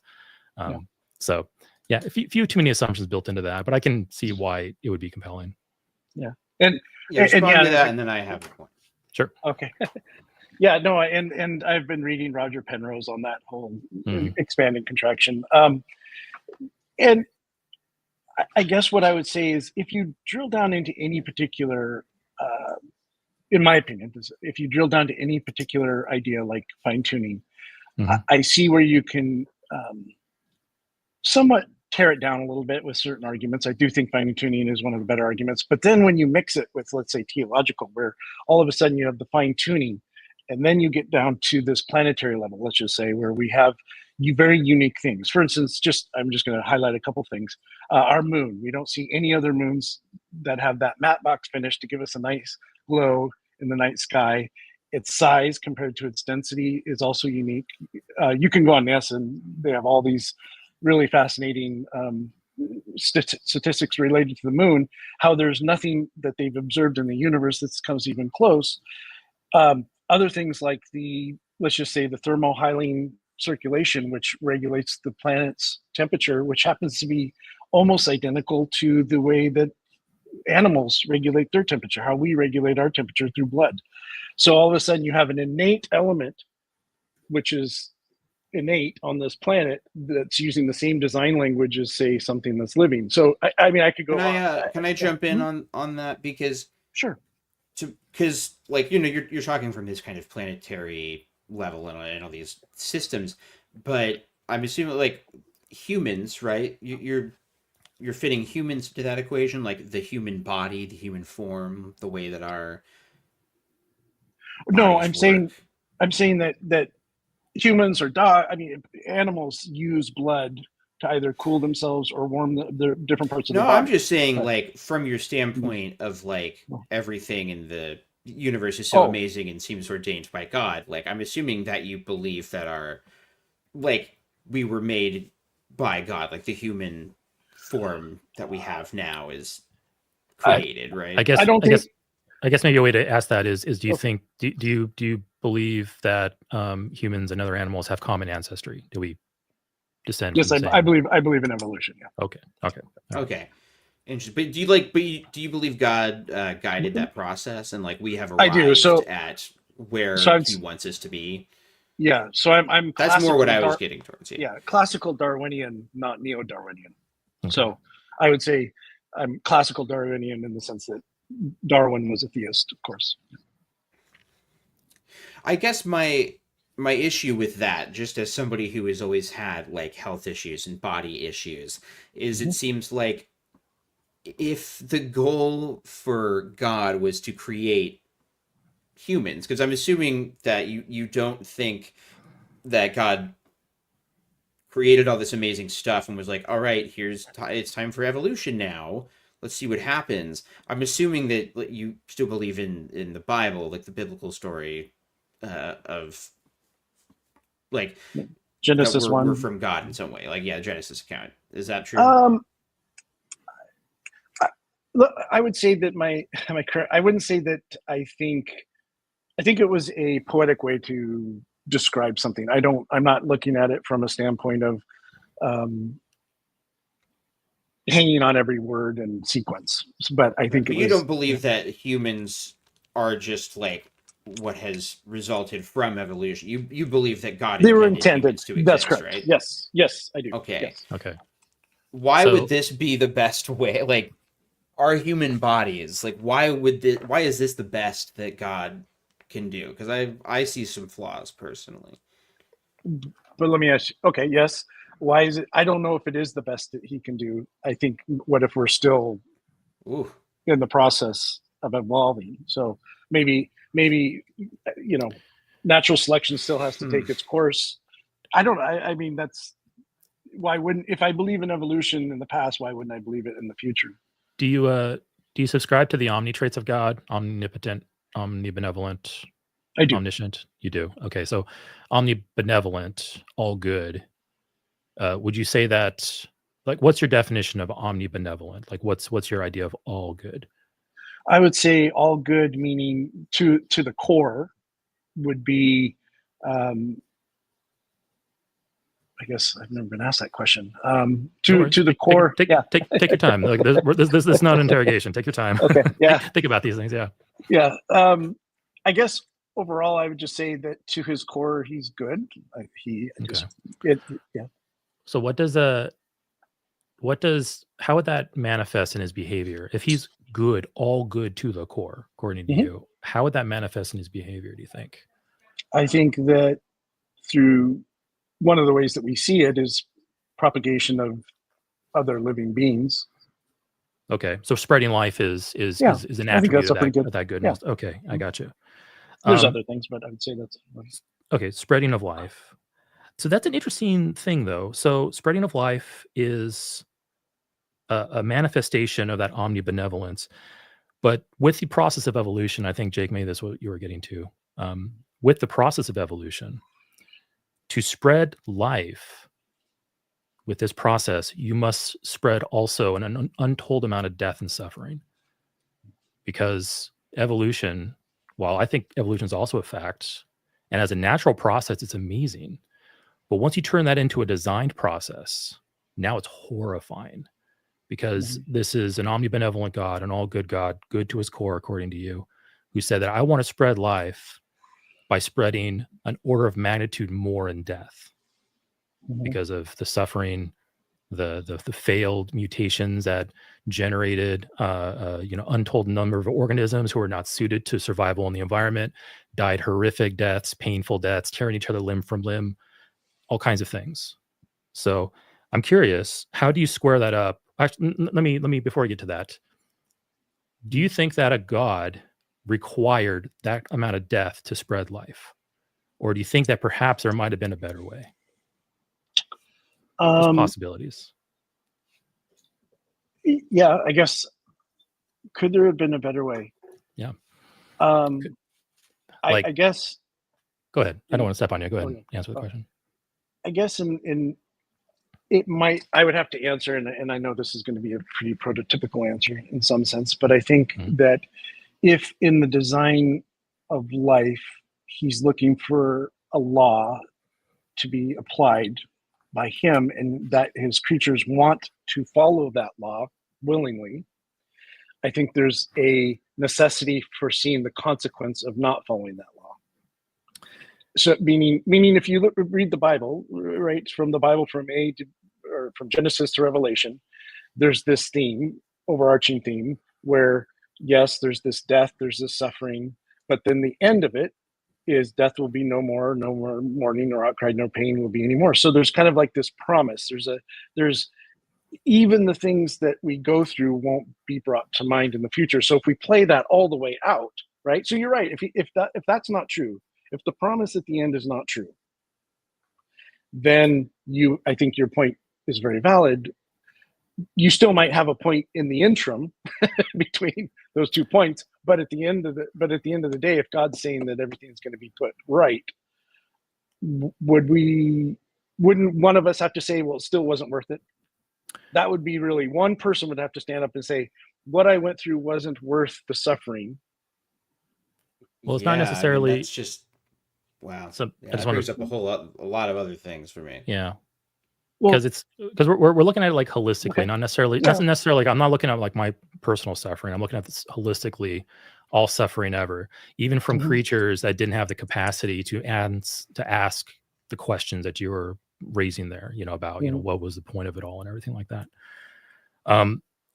So here's the thing. So let's just we don't need exact units, but we can quantify. Let's just quantify in our minds, however you want to do it, the amount of life that's been spread and how that's a good thing that God wants to do. And then you can also quantify the amount of death that's been spread. And that's apparently, according to this logic, God, that was going back to my original question. Does God require this death or even this amount of death in order to get his purpose done, get his goals done? And you raise the thing like, well, we need to have death and suffering in order to appreciate not having death and suffering. And that's like saying, God is basically saying like, I introduce all this death and suffering so that you can appreciate it. So you'll appreciate it one day when I take it away. And it's like, to me, that's not something that an omnibenevolent creature being would do. I guess maybe another way to put it this way, like I said, going back to quantifying these things. Okay. Imagine you have X amount of life units, but that cost X amount of death units. And this was just a transaction thing it's just simply laws God couldn't get around or whatever. He required X amount of death to get X amount of life. Ask yourself, in the grand scheme of things, could God have still gotten X amount of life with X minus one amount of death? Just one fewer death, one fewer instances of suffering, one fewer slave, one fewer murder. Could God have accomplished his goals and reduce that death number by just one? And there's two answers to that question. One is no, he couldn't.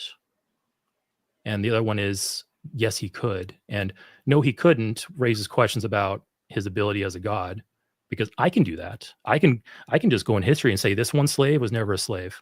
And I'm pretty sure in the grand equation of things, nothing will have changed. We'll still be here exactly where we are today, but we had one fewer slave, and that's better than having one more slave. So that's kind of a thing there with God. If he couldn't do it, if he could do it, he could have gotten his goals done with less suffering. Then the question is, why didn't he? And why still call him omnibenevolent? So we got. But let me ask you this: do you agree that we don't know? Do you agree that we don't know the answer to that question? I mean, it's a good question. No, but we don't have the perspective. Only, I suppose, someone like God, if he exists, would be able to answer that question. Because the answer to that question, question? Well, the answer to the question, the hypothetical of if we had one less slave, if we had one less death, meaning perhaps the answer to the question, unfortunately, is no. You might propose that one less death, one less slave, one less whatever would Dead amount to the baby. same would amount to the same thing, but we don't know that answer. I understand the question and I understand the point. Yeah. I'm not taking No. Yeah. I think. yeah. I mean, I'm enjoying this conversation. I think you're a really good faith interlocutor here. So I'm enjoying this. Yeah. I was. But really quick, Jake. I just want to answer his question that he posed to me. Yeah. So no, I don't know. Yeah. I hold all my positions on my beliefs to levels of confidence. God, assuming that a God is possible, I hold a very low confidence that a God actually exists and actually used a system as we're discussing to get to where we are today. I have extremely low confidence in that thing. Mm-hmm. I don't call it impossible, and I can't say for sure that it is or isn't the case, but I hold it to such low confidence because of questions like these that we posed. Questions that make you think like, well, okay, hold on. If we have an omnibenevolent being, why do we have this amount of suffering when I, as a lowly human, can obviously do the same thing with just one fewer slave, with just one fewer baby death, one fewer fawns burning in a forest fire to death with nobody around to know or experience it. Mm-hmm. Like there's so many instances of suffering that are unnecessary for this end goal if this system were true.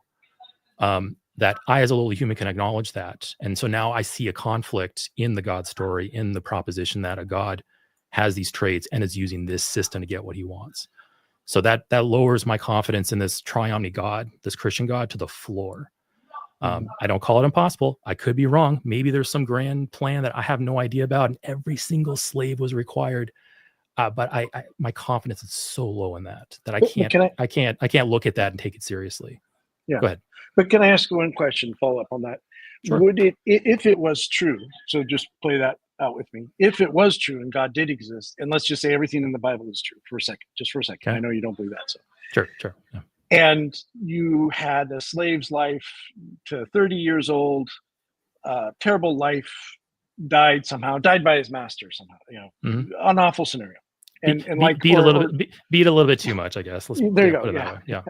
Okay. Yeah, same thing with a baby. Maybe a baby had cancer or had some disease right away and suffered but let's imagine then that to God, that baby, that slave didn't in fact die because that baby slave was resurrected in some way. Maybe to heaven, maybe to earth, maybe like Jehovah's Witnesses believe, but that life continued on for an eternity thereafter. Yeah. And that all of a sudden there's this real finite point of time where you could say, hey, they suffered. And let's say they, realizing the good, and I realize this is a role play, they realizing that good of what came out of some of that suffering, they themselves say it was worth it. What if they said that? Like Jesus, him dying on a cross, or stake, I guess if you're Jehovah's Witness, he would say all that suffering was worth it. What if everybody said it was worth it? And that's a big ask to hypothesize, but yeah, I understand. If that was If the I case, may. would that change your opinion? I'll answer succinctly because I let Jake speak here in a moment. Sorry, Jake. Oh, yeah, I gotta respond to his question. I don't want to blow it off. Yeah. So assuming that everything in the Bible's true and this is the actual system God used, I mean, obviously, I would acknowledge his God existed.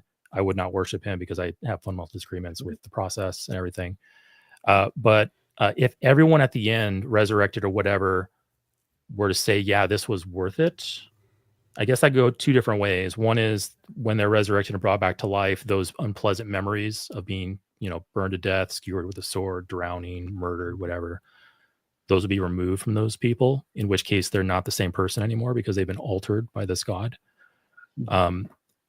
So that would probably disqualify that path. And then the other path is that these people say these things, but also they have those memories still.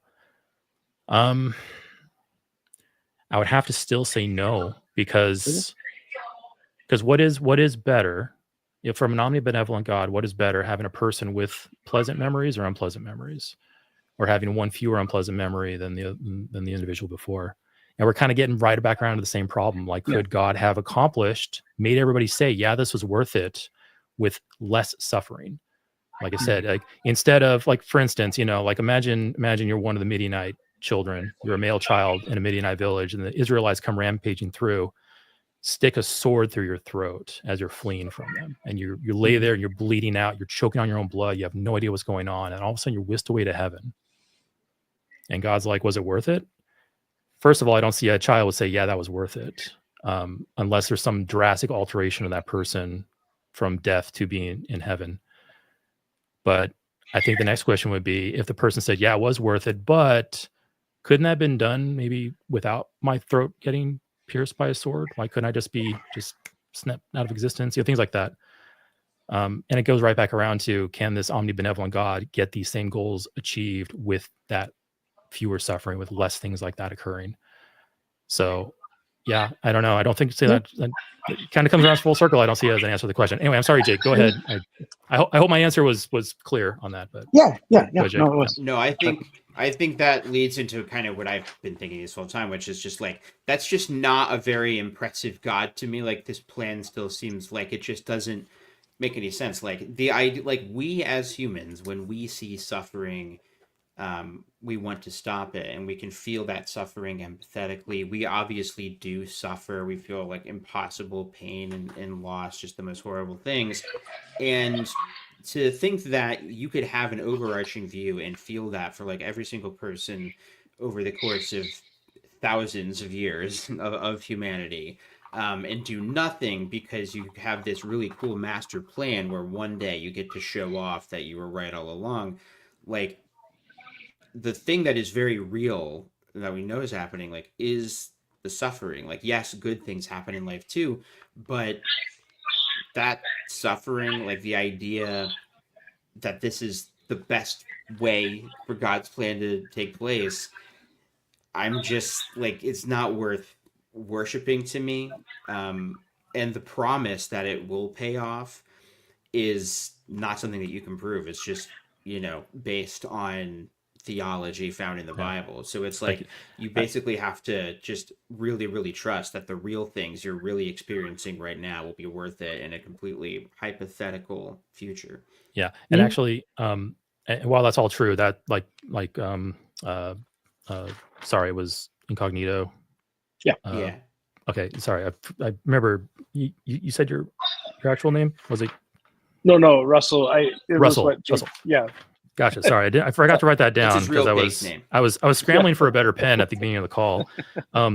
Yeah, and actually, Russell, I really appreciate hypotheticals, even though, like, the whole thing, like, okay, what if everyone's resurrected and they all said it was worth it? Like, that hypothetical. I like questions like that, even though they're likely not the case and not going to happen. Right.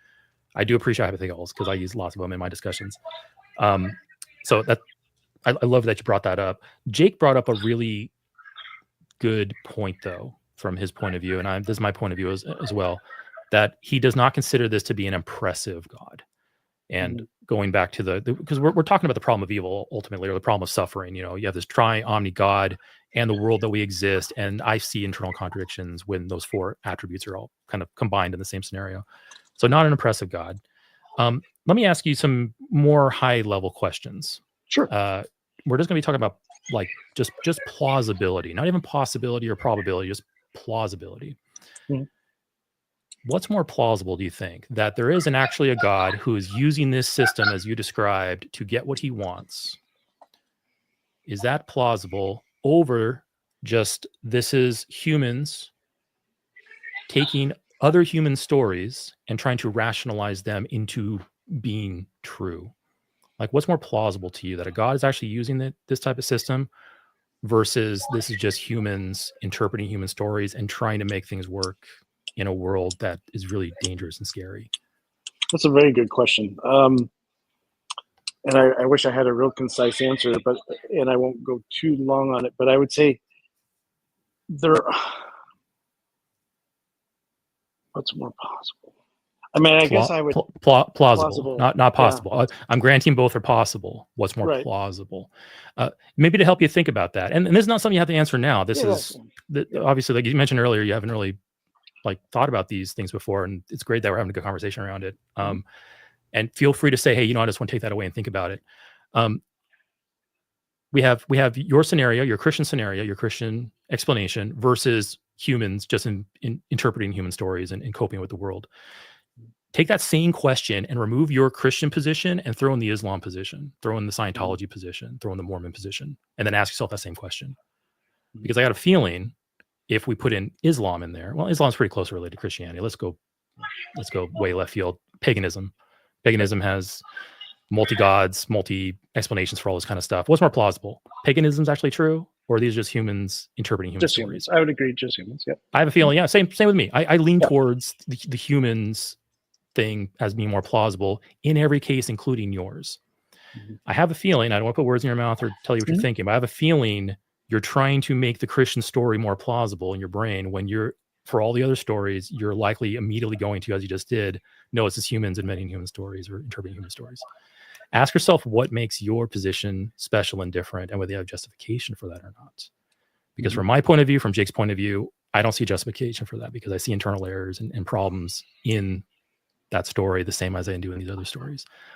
And that's not something I expect you to admit now. I want you to take that and think about it and kind of ponder it. Yeah. No, I will. Yeah, absolutely. Okay, cool. Yeah. And I am this still was studying. Great. Yeah, I'm reading, I'm researching, I'm trying to fill my head full of as much information as I possibly can. So hey, that's all you can do. Awesome. So it was a really great conversation too. Yeah, no, absolutely. Yeah. All right. Russell, stuff, man. Awesome conversation, man. I had a really good time. Yeah. Thank you so much. Yeah. Thanks. It was great. And it's nothing personal, but your ass is getting kicked from the studio. Kick your ass to the curb. Another guest has been kicked. All right. Now, I think Sky has been waiting for longer, but it says your devices are not connected. So I'm going to go to Soft Knocker, who I think has been waiting the second longest. Soft Knocker with a great name. I love it. I love it. Welcome, Soft Knocker. Jake, hey. Love your work. Hey. I love your silent cuts or your super cuts. Oh, thank you. Awesome. That's unfortunately for people who don't like them, that's all the affirmation I need to make them forever. This is a high level conversation with smart people, and I like your super cuts, just dicing the governing body. So I'm sorry, I'll try. But boy, do we have you fooled. I'm so sorry. No, actually, it's pretty good. I didn't go to do well in school, nor listen, nor try, and I actually didn't do very well at the meetings for 30 years, but they still figured out a way. Now, how do you do poorly at the meetings? That's pretty tough if you're like walking away with an F after the meetings. Yeah. Just stare into the sun. You're going to have to try that one again. I don't know. Yeah. What? So you're an ex-witness then? I am. I was a witness till I was in the 70s, 80s, and 90s, until I was in my early 30s, and then I left. And then for 20 years, I haven't been a witness, and it's ruined. I don't mind saying it's ruined every aspect of my life. I think it's kind of funny, actually. I mean, not being a witness, like no, like childhood, marriage, what kind of car I bought, where I went on vacation, right? Not going to just every part of everything. It's just, but it's okay. I guess it doesn't kill you, so that's good, right? Laughing at those things, and I mean, I don't know the extent of your trauma from that, but yeah, sometimes laughing at your misfortune is a coping mechanism. Yeah, that's good.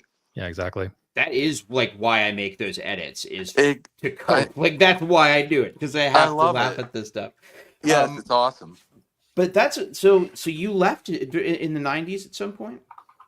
I left about 22 years ago, and it also pretty much ruined my marriage too. I was married for almost 50 years or almost 30 years. Wow. Wow. So you were married. My wife stayed in it, and I didn't, and then we hung in there for about another 10 years. But it's hard. Oh wow. When one of you is realizing that it's a real estate company, and the other person's devoting their life to it as a religion, it's tough. But that is tough. Oh my God. So 10 years of like. She's a witness. You were not. Yeah, it just kind of eventually ended. And then, of course, I was the bad guy. But that's to be expected. Of course. That's okay. Yeah. How dare you leave and be honest with yourself about what you're seeing? Yeah. Yeah, because you weren't like a spiritual it's twisted. head.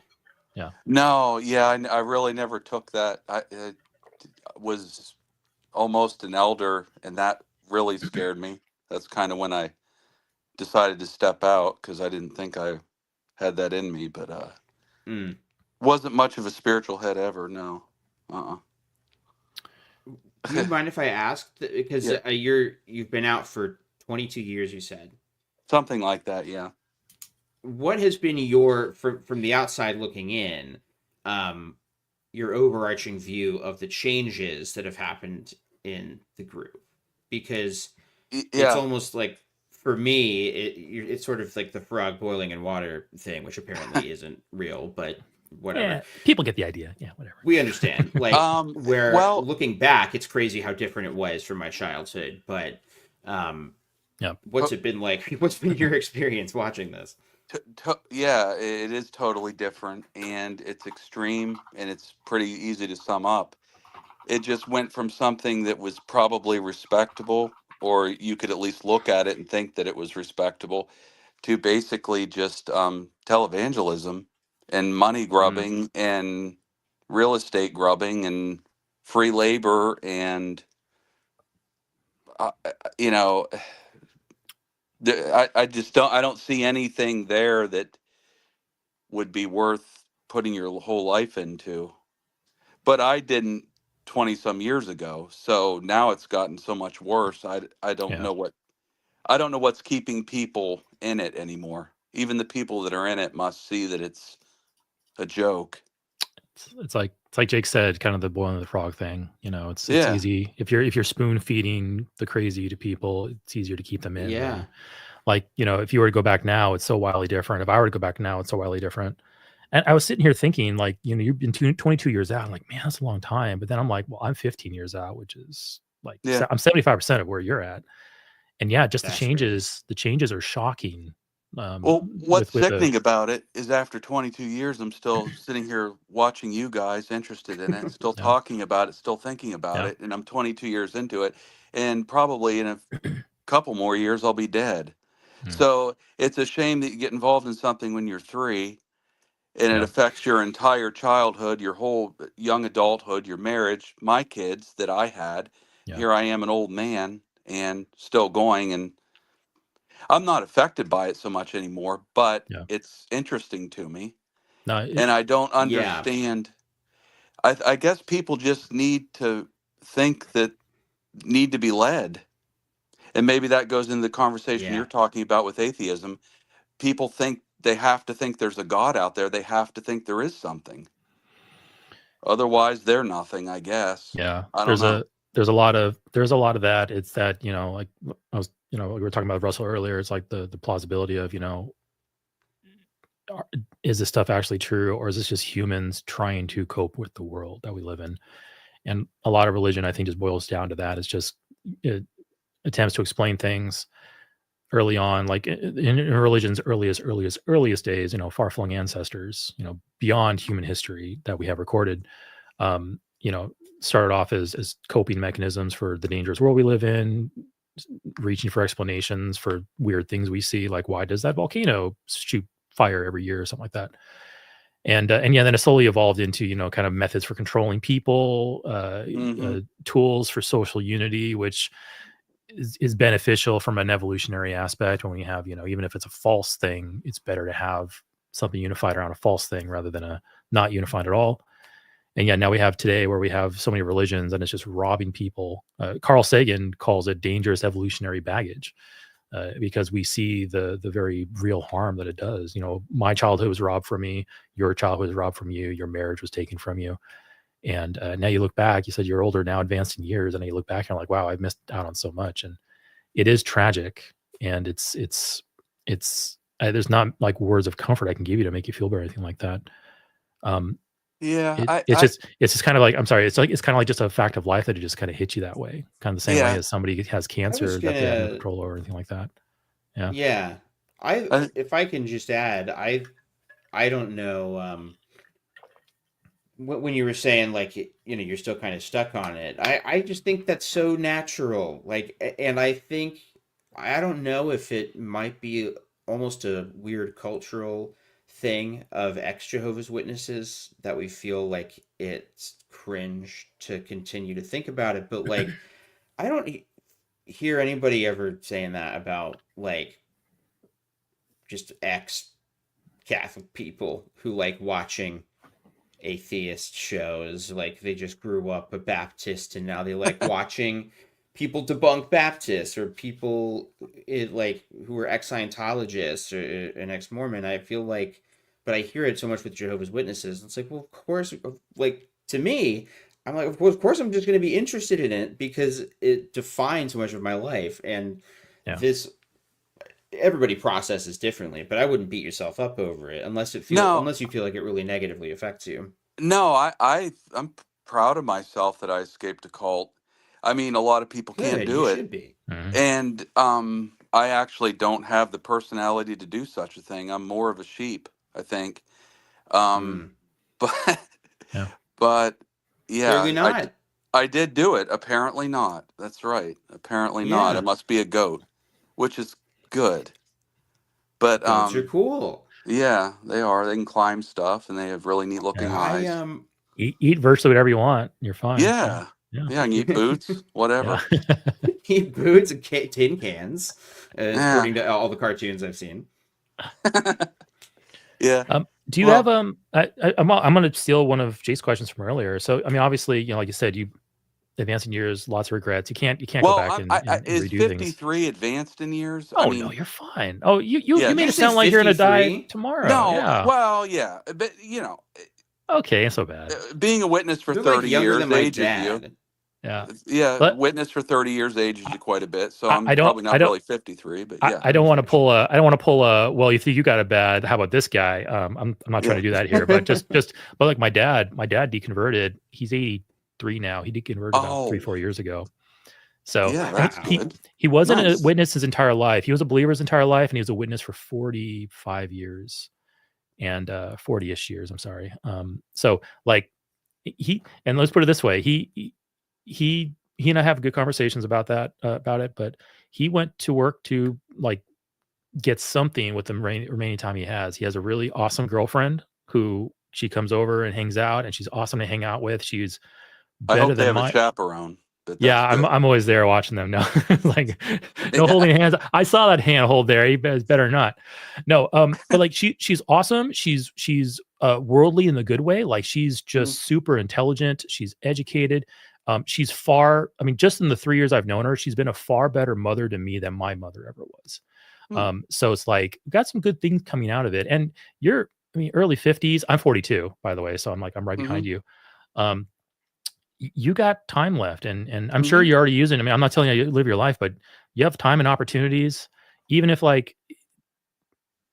even if just if it helps, look for something that the witnesses denied you and go take it. Like education, or you wanted to watch a certain movie or have a certain experience when you were younger, but you're prevented by it because of some witness doctrine or some witness event.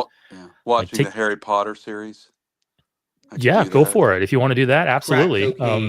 Yeah. Some of these youngins, some of these youngins right here, they appreciate that kind of stuff. Yeah. So yeah, go for it.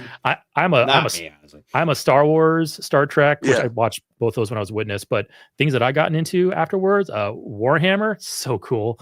Would have never been into Warhammer when I was a witness. World of Warcraft universe, things like that. Like I'm a big fantasy sci-fi geek. Like just do your best. Just go out there and just take what you want, obviously in a way that doesn't hurt others, but take the things that you were denied and take what you want. I think what Eric, maybe you were leading to ask the same question, which is like what is giving you joy these days? Like what, that was going to get to what's fulfilling you. That was the question I was going to steal. So so I'm going to steal it.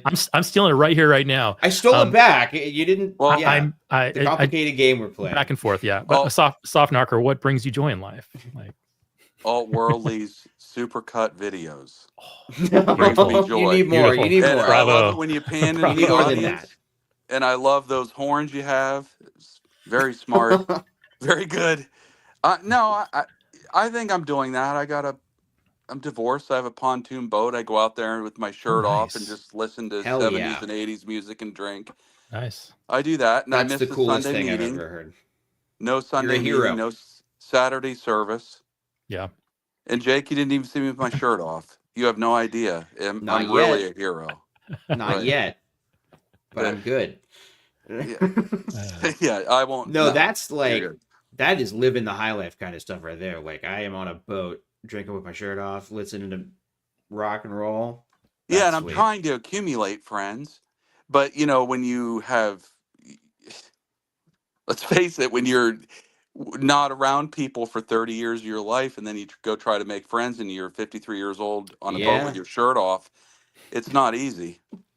It might not be the but- best way to start There- with the intention of making friends that way. Right. Yeah. There are really nice modern day tools to help people in your position where it's like, yeah, your whole social network was built around a religion and now that's been ripped from you by that religion. There's a lot of good resources that you can use to go out there and find new people.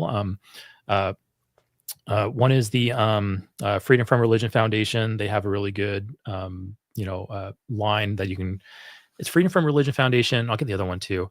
But that they do charity work. They have call-in lines where you can call in and say, "Hey, I live in this area. This is the type of stuff that I'm looking for." They might be able to direct you to some like groups that you can find because even just right now, we're hanging out. If we were all together in the same place, assuming we're all, fine with alcohol and stuff, we'd probably all be cracking open a beer right now and reminiscing and lamenting over lost opportunities. We're here bonding as friends now. If we were in the same place, we'd probably be bonding even more because we're doing face-to-face and all that kind of stuff. Like right now, Soft Knocker, you are taking back what you lost because you now know us, now know Jake, and I would be, if we happen to be in the same area, I would be glad to meet you and say hi and we can like form a friendship.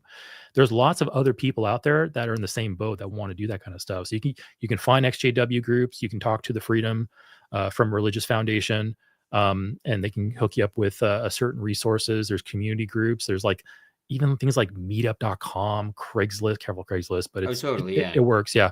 Meetup.com, Craigslist, Facebook groups that you can join and you can find. Facebook groups are good. Yeah. Yeah, it's probably a lot safer than Craigslist. Don't go to Craigslist. You'll probably get stabbed or shot or robbed or something. Yeah, that I don't even know if that's a real website anymore. No one's been there it is. in a long I still sell stuff on Craigslist. But Craig is still out there. Craig's still out there stabbing people. Yeah.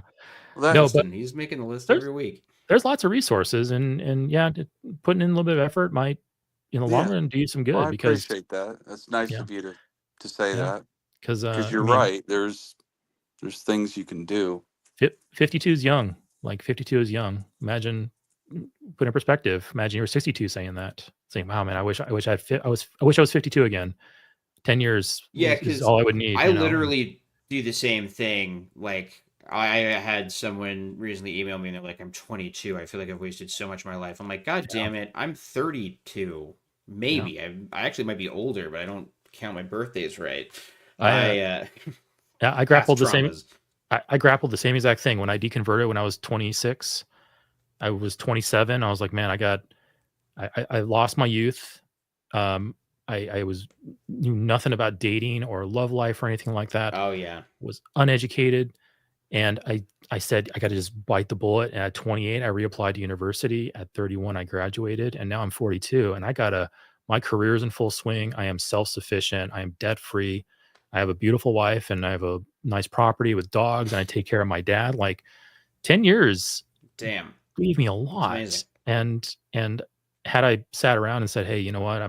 It's too late. I should just give up," I wouldn't be here. And honestly, and obviously Soft Knocker, like you're older than I am. I'm not trying to talk down to you as if I'm more experienced than you, but man, don't in 10 years say, "Wow, I wish I was 52 again. I could start again." Like, you got time left, man. Take advantage of it, and you'll go far with just a little bit of effort.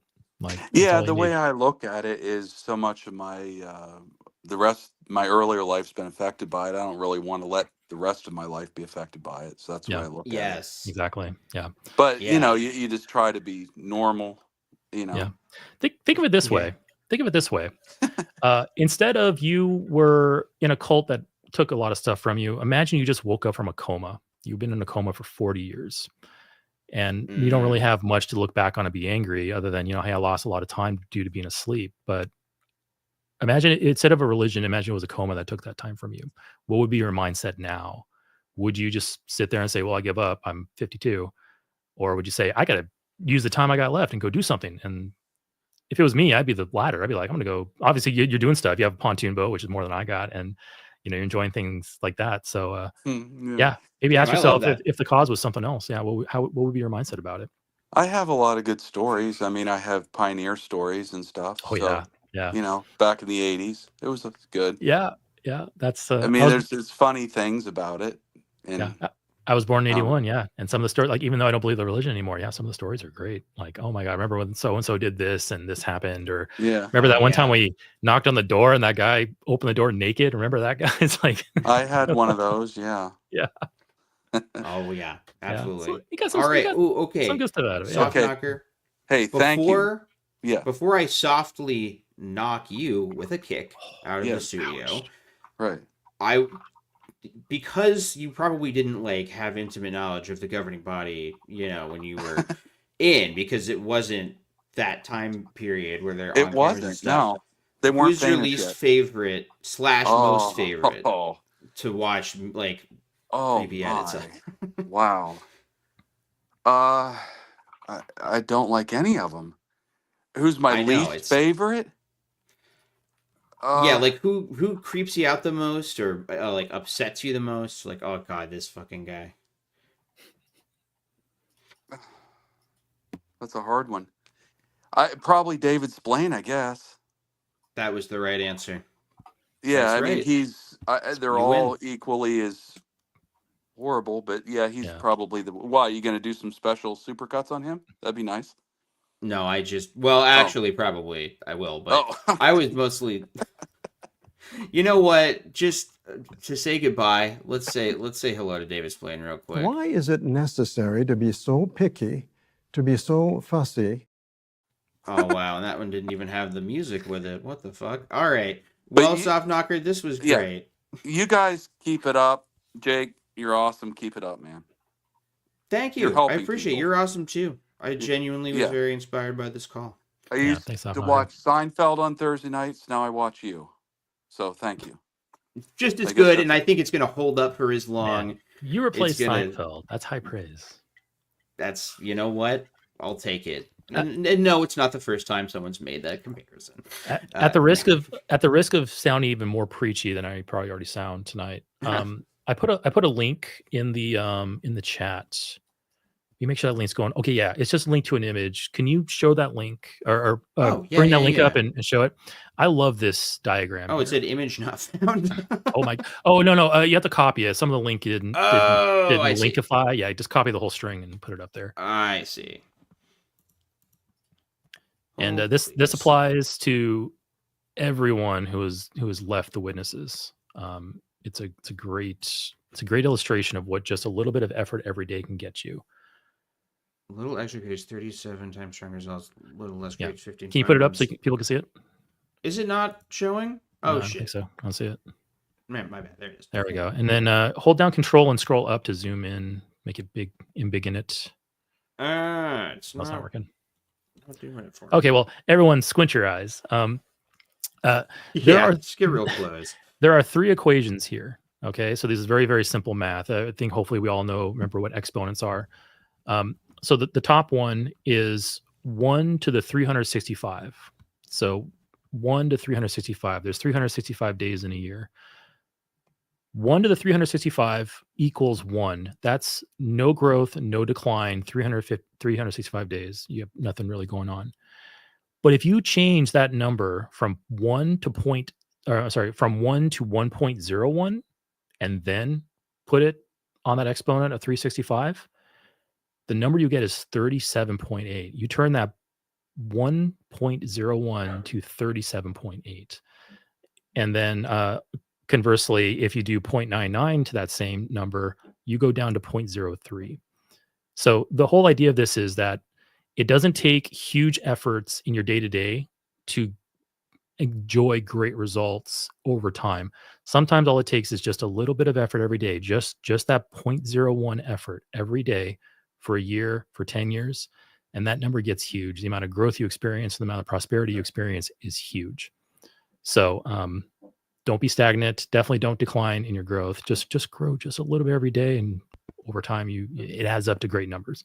In the science tech field, we call this continuous improvement, where improvement isn't done in great bursts. It's just a little bit every day, and that adds up and adds up and adds up. And before you know it, you look back and you're like, wow, look at how much I've grown over the past year with just little improvements every day. So sorry, I'll stop being preachy and sappy now. No, Let's talk to that. Sky. I found that so inspiring. I really appreciate that you showed that. You can that really makes me feel better about life. Yeah, and if you want a better image or to look at it, just do folks in the audience, just do a search for the 1% principle. It's like the first result from Medium. I also must very quickly. I have not been shouting out our super chatters, such as Soft Knocker. We're Soft Knocker, blessed to speak with. Thank you for the $4.99 QC Thank man. you. Thank you for the $1.99. We call that the $1.99. QC man drops one of those. All right, Sky. Let me add you to the stage. Hello. Cool. Hopefully you can hear me now. I had my mic turned off. Yeah. Hello, Sky. Hey. Yeah. Oh, this is so cool. You're here. What brings you here, Sky? I am a longtime. Well, I'm usually active in the chats and the comment section. Okay. But this is you have been kind of my not anti-JW, but ExJW. What do you call that? Parasocial friend for a while. Okay, cool. That's valid. We all have them. Hey, at least you recognize it as. I don't know him at all, but at least you recognize it as parasocial. So that's a healthy thing, actually. Oh yeah. I mean, it's nice to have a place to kind of come to, or to be like, oh shoot, I forgot about that, and turn on the live stream, or see a new, as the last guy was saying, a nice new supercut or something like that. But I also follow Wally and ExJW Caleb, and there's been some new voices out in the mix that I've been dabbling in. So it's been good. Yeah, there's always like so many cool new people. I appreciate the kind words though. That means a lot. I'm really glad that it really genuinely makes me happy to know that people like the supercuts, because I really do make them purely to make myself laugh, and it delights me that anybody tolerates what are sometimes intentionally unwatchable supercuts. Yeah. Well, that's great, Sky. What brought you out of the witness? Or maybe I should ask, like, why did you call? Did you have a thing? Because you've been waiting for a while. No, I mean, I'm making supper right now, so it kind of like this is something I'm doing on the side, and I never actually put my voice out, minus like in my community where I talk openly about being an ExJW and being from a cult that I consider one of the most boring cults he could have left, or gotten kicked out of, in my case, or removed. For me to put my voice out there on a platform, and I don't know how large your audience is right now, kind of out of my comfort zone, but something I've wanted to do, and I saw this as an opportunity. Oh, very cool. Good for you.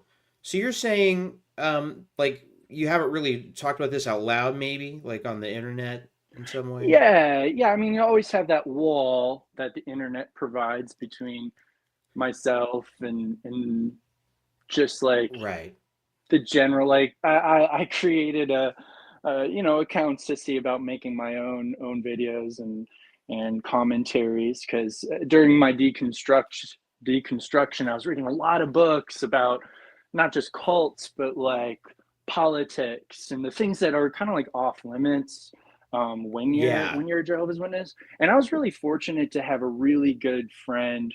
He was older than me. He was in his mid to late 60s. And I joined the cult when I was around, 11, 12, and ended up in a foster home because of my family situation. And I ended up sticking with the witnesses up until I was removed. So, and how long ago was it? So they removed me when I was on the week I turned 25. and I am now 28. Okay. All right. So Yeah, it's so been a so little 3 bit. years. Yeah. Do you mind if I ask how was it that you came into the group when you were 11? Was it like family converted?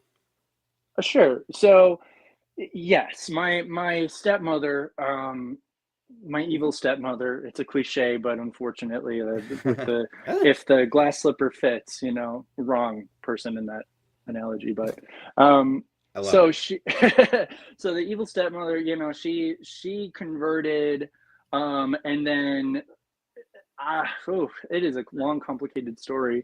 But Okay.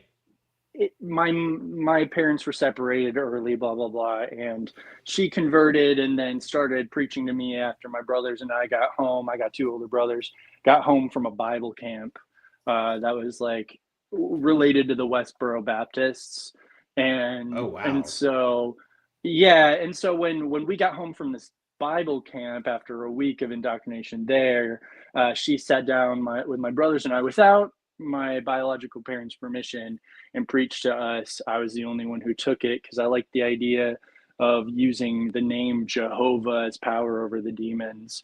And so my father didn't take to it until after I was well into it, but due to other abusive situations in the household, I ended up like I said, in the foster home, where I was, it was definitely a battle there because I had the one side of the family that was still JWs, but I had to distinguish myself from them as a good Jehovah's Witness.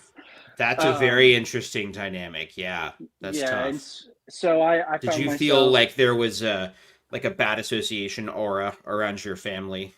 Yeah, well, between that and just like having to explain to all these new Jehovah's Witnesses that my family's in the truth.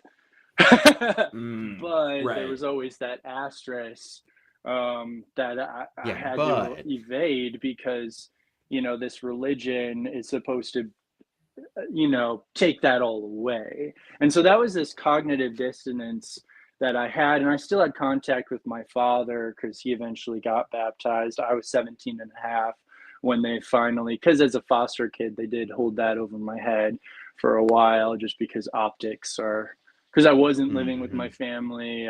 There's a lot of optics. I got a big taste of how this religion actually treats children, and especially children in a family dynamic that is not the American dream family. And right. It took a long time and a lot of therapy to kind of figure out like, hey, it wasn't my fault. It wasn't my fault. I know this cult, and the people who took care of me as a kid did that, and they helped me a lot, and they helped me overcome a lot of other barriers between being alive or not being alive. And yet I had to distinguish that from the reality that this is a high control group, just like a narcissistic family is a high control group. Did you do you mind if Eric, did you have something? And ask any question you want, by the way. I feel very comfortable. All right. How much money do you make in a year? No, I'm just kidding. How much can you send us right now? That's an old like comedy Bang Bang joke. Scott Ackerman, anytime someone would be like, you ask me whatever, he's like, okay, how much money do you make in a year? But I do want to know. No, I was gonna ask, what made you start like what was the thread that you started pulling that made you think like, okay, this is not the truth, or maybe not the truth?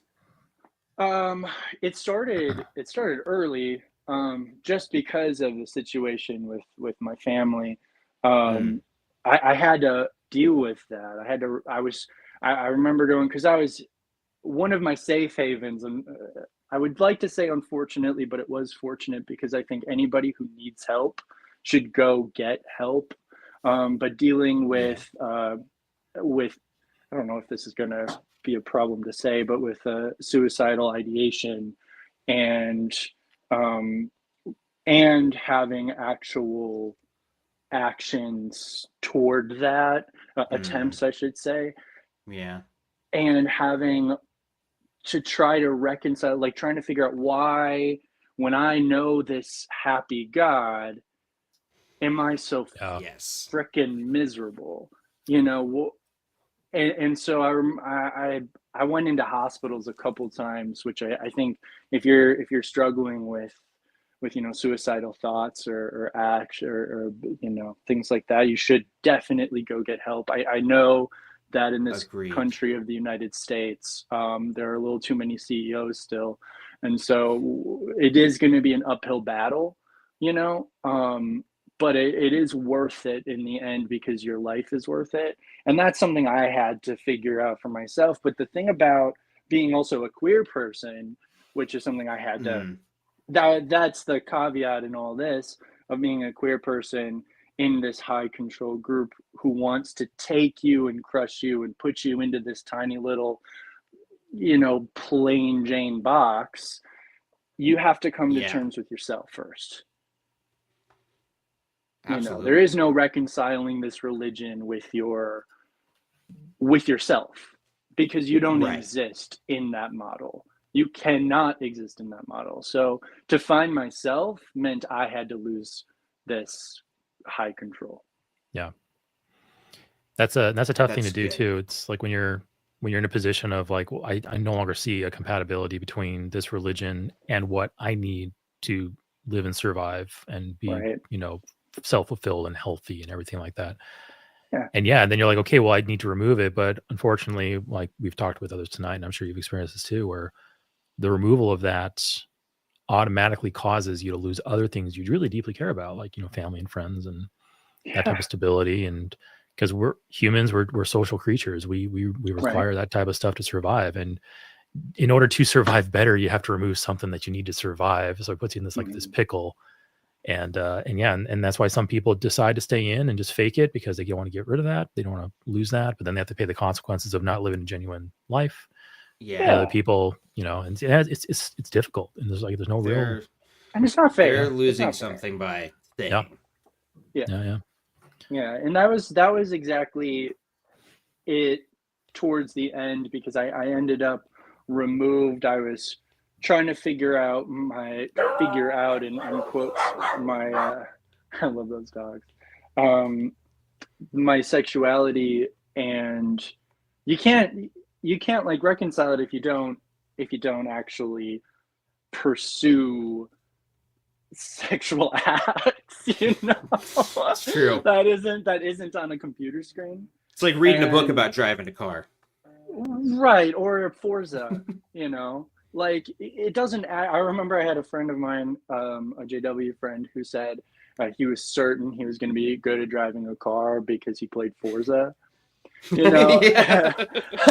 And you're not going to be good at your sexuality just because your internet history says you have a lot of interests. So I think that was something that once that week window of when I was removed, it was both the most relieving and the most agonizing week of my entire life. And I think a lot of people maybe don't remember that week because they give you that week. I mean, what the hell is that? I mean, they put you in a waiting room, as if to... Yeah, that's a weird thing. It feels like a power move, like, oh, we'll give you dead this man week. walking.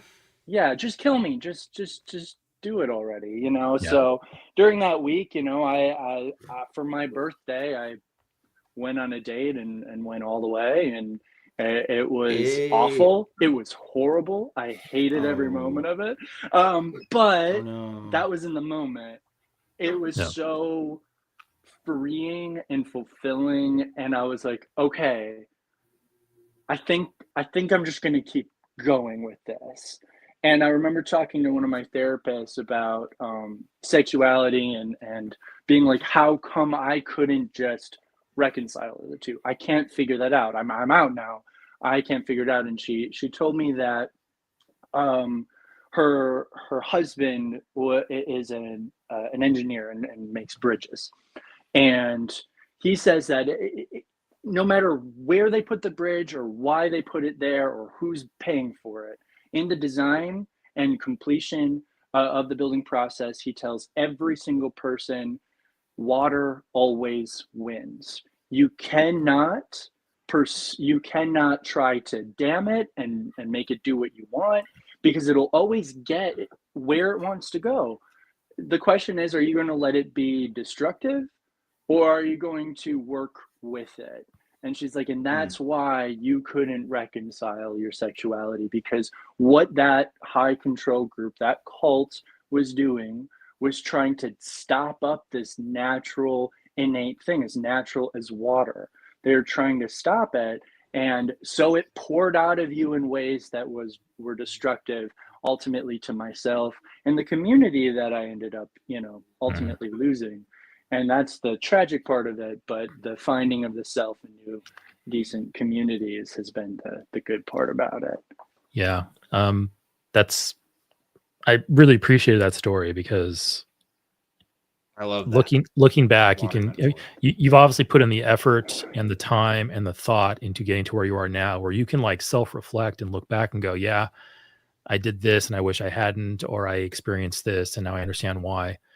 And it helps you round out as a person and to develop into a mature person. And just doing that, you're already growing past what most witnesses grow to, because they're prevented to by the religion.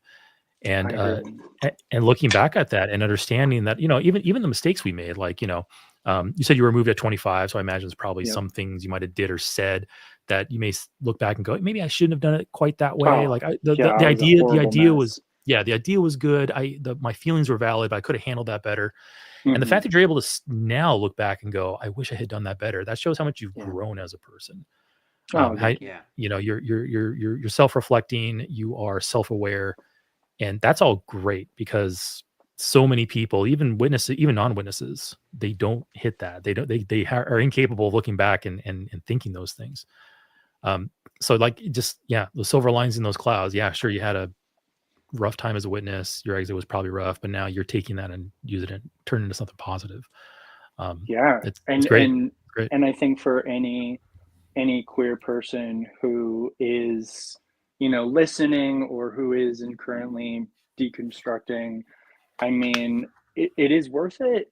I think ultimately it's worth it. I know, Jake, when you came out, it was so like, I'm like, oh, I knew there was a reason why. It's the same thing with to shout out to YouTube, another YouTuber who doesn't do ExJW but did a ExJW video, Chris Stuckman. Chris Stuckman. And coming out as Pan to the audience, and to just feel like, oh, okay, so there were and are those who are, well, it just didn't make me feel alone anymore. And I'm glad that I'm able to say this, because I'm hoping that anybody who's in the comments or listening can also feel less alone.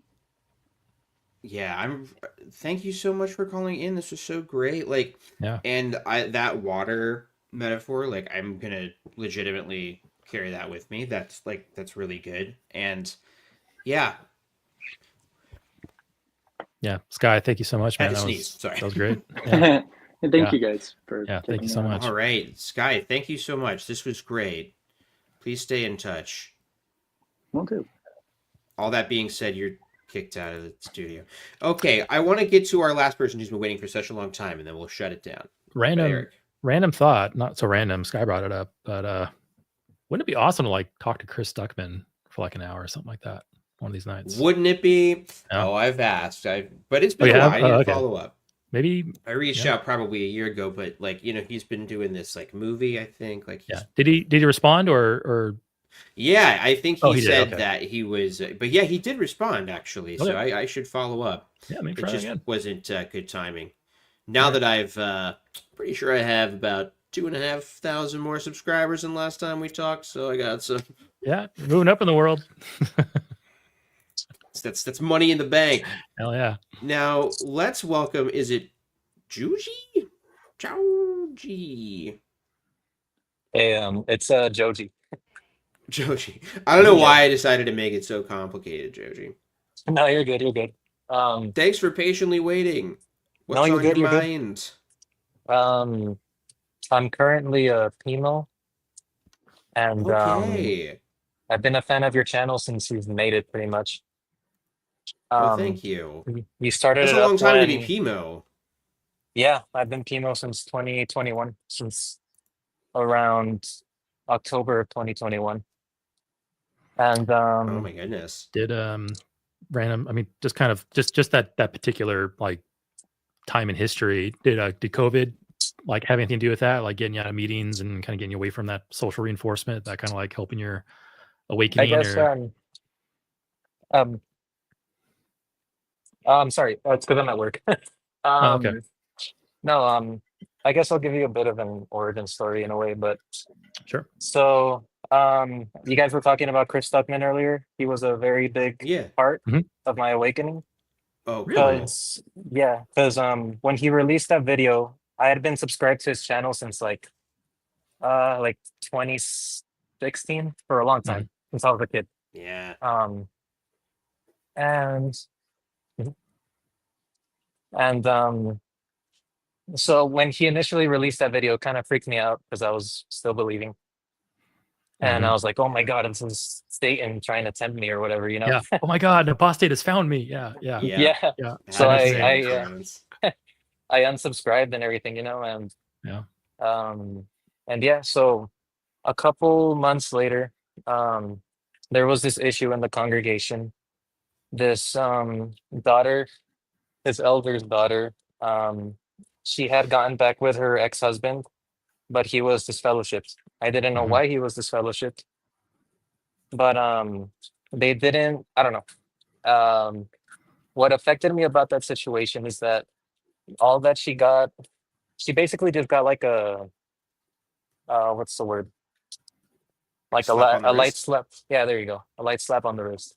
Because she just got a bit of a fritada and what's the word? When not when you're disfellowshipped, but when you can't participate. Reproved. There you go. Reproved. Yeah. Marked, she got reproved, reproved. yeah. She got reproved, but that kind of bothered me because my aunt had been disfellowshipped for the same reason just a couple of months before. And I was like, okay, is this favoritism or something? Because the elder in the body was a very well liked elder, very well respected, and I respected him too. I still do. But that felt very, I don't know, I guess nepotism-esque. Yeah. It didn't feel right. It's not an equal application of the rules. Exactly. Your And that blood kind of got me relations- thinking. Your blood that kinda relations got me- affects your discipline. Yeah. Go ahead. Exactly. And that kind of got me thinking, but I was still kind of wanting to hold on to the beliefs. And do you want avocado? Anyways, I'm sorry. No worries. So yeah, that kind of got me thinking, but like I said, I didn't really think about it too much. I kind of just ignored it. And then my mom started to get a little more strict. At the time, I was a senior in high school, right? But she started to get more strict. She went through my phone once without me knowing, and she found me texting some friends from school. And that really pissed her off. Scandalous. Yeah. Scandalous. I know. I'm That's such a ridiculous. I'm a horrible person. Hell I know, messed but up. Yeah. Go ahead. no, but Oh, man. no, it's Friends weird. from I don't know what mentality I had at the time that I still wanted to be friends with people from school. I was always very what's the word? Like very insistent on staying friends with my people that I knew at school because I really connected with them. Living that double life. Yeah. Yeah, literally. Yeah. And I still am, I Slaving for guess. two masters. Yeah. Yes.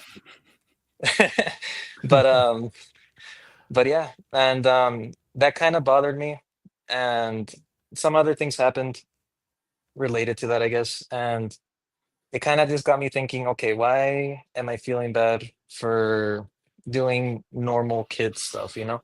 Yeah. In a way. Yeah. Why is my mom so, I guess restrictive? But what's crazy is that she wasn't even that bad compared to other people I knew, you know? Oh, yeah. Right. And because and so, yeah. and that does make you question, because it's not like, oh, this is just the way my mom is. It's like, well, this is kind of just the religion, right? Yeah, like everyone's like that, just to Yeah. just to different degrees. And And yeah, so I remember that video that Chris Stuckman had made. I don't know why, but I just said, fuck it, I'm gonna watch it.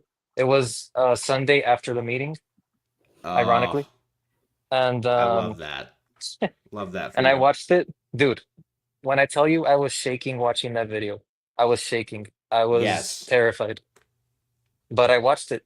I freaking, I don't know. I got some cojones and freaking got to watching it. I And remember that feeling so Mhm. vividly watching, probably the interview with Ben and ExJW Fifth, like that, just like actually shaking because you're like, I'm intentionally about to, I don't To know. sin against God, pretty much, or whatever. Yeah, like I'm gonna just give a big hug to the Annabelle doll. Like I know that Satan is lurking where I'm going. Yeah, and Flawless analogy. And well, yeah, I watched it, and just the way that Chris talked about the whole experience seemed very genuine. He didn't seem like he had bad motives about it.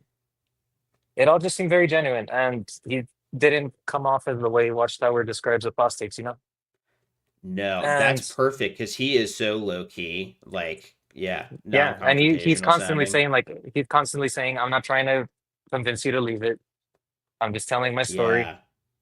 And I don't know, that really had an effect on me. And it made me think a lot. I remember almost wanting to cry after having watched it, you know? Because in a way, my brain kind of melted into itself, you know? Yeah. I was like, "Fuck, am I in a cult?" And I remember the next day at school freaking out. I told one of my friends in my first period class, I was like, dude, I think I'm in a cult. And I showed him the video and everything, the Chris Stuckman video. And he was like, oh my God, dude, yeah, I think you are. Oh my And God. Good for you for like telling your friend though. I love that. I feel very lucky to even have made those connections because a lot of people I know Yeah. leave or are PIMO without anyone to really talk to. Yeah. And in a way, I'm very blessed for that, you know? But I mhm. I have a similar experience to you in that, yeah, when I was in high school, I wasn't the most model witness. I had worldly friends, which I hung out at school, a little Mhm. bit after school too. But I was constantly getting flack and pushback from my parents and my older brother Mm. for Mhm. associating with these people after school constantly.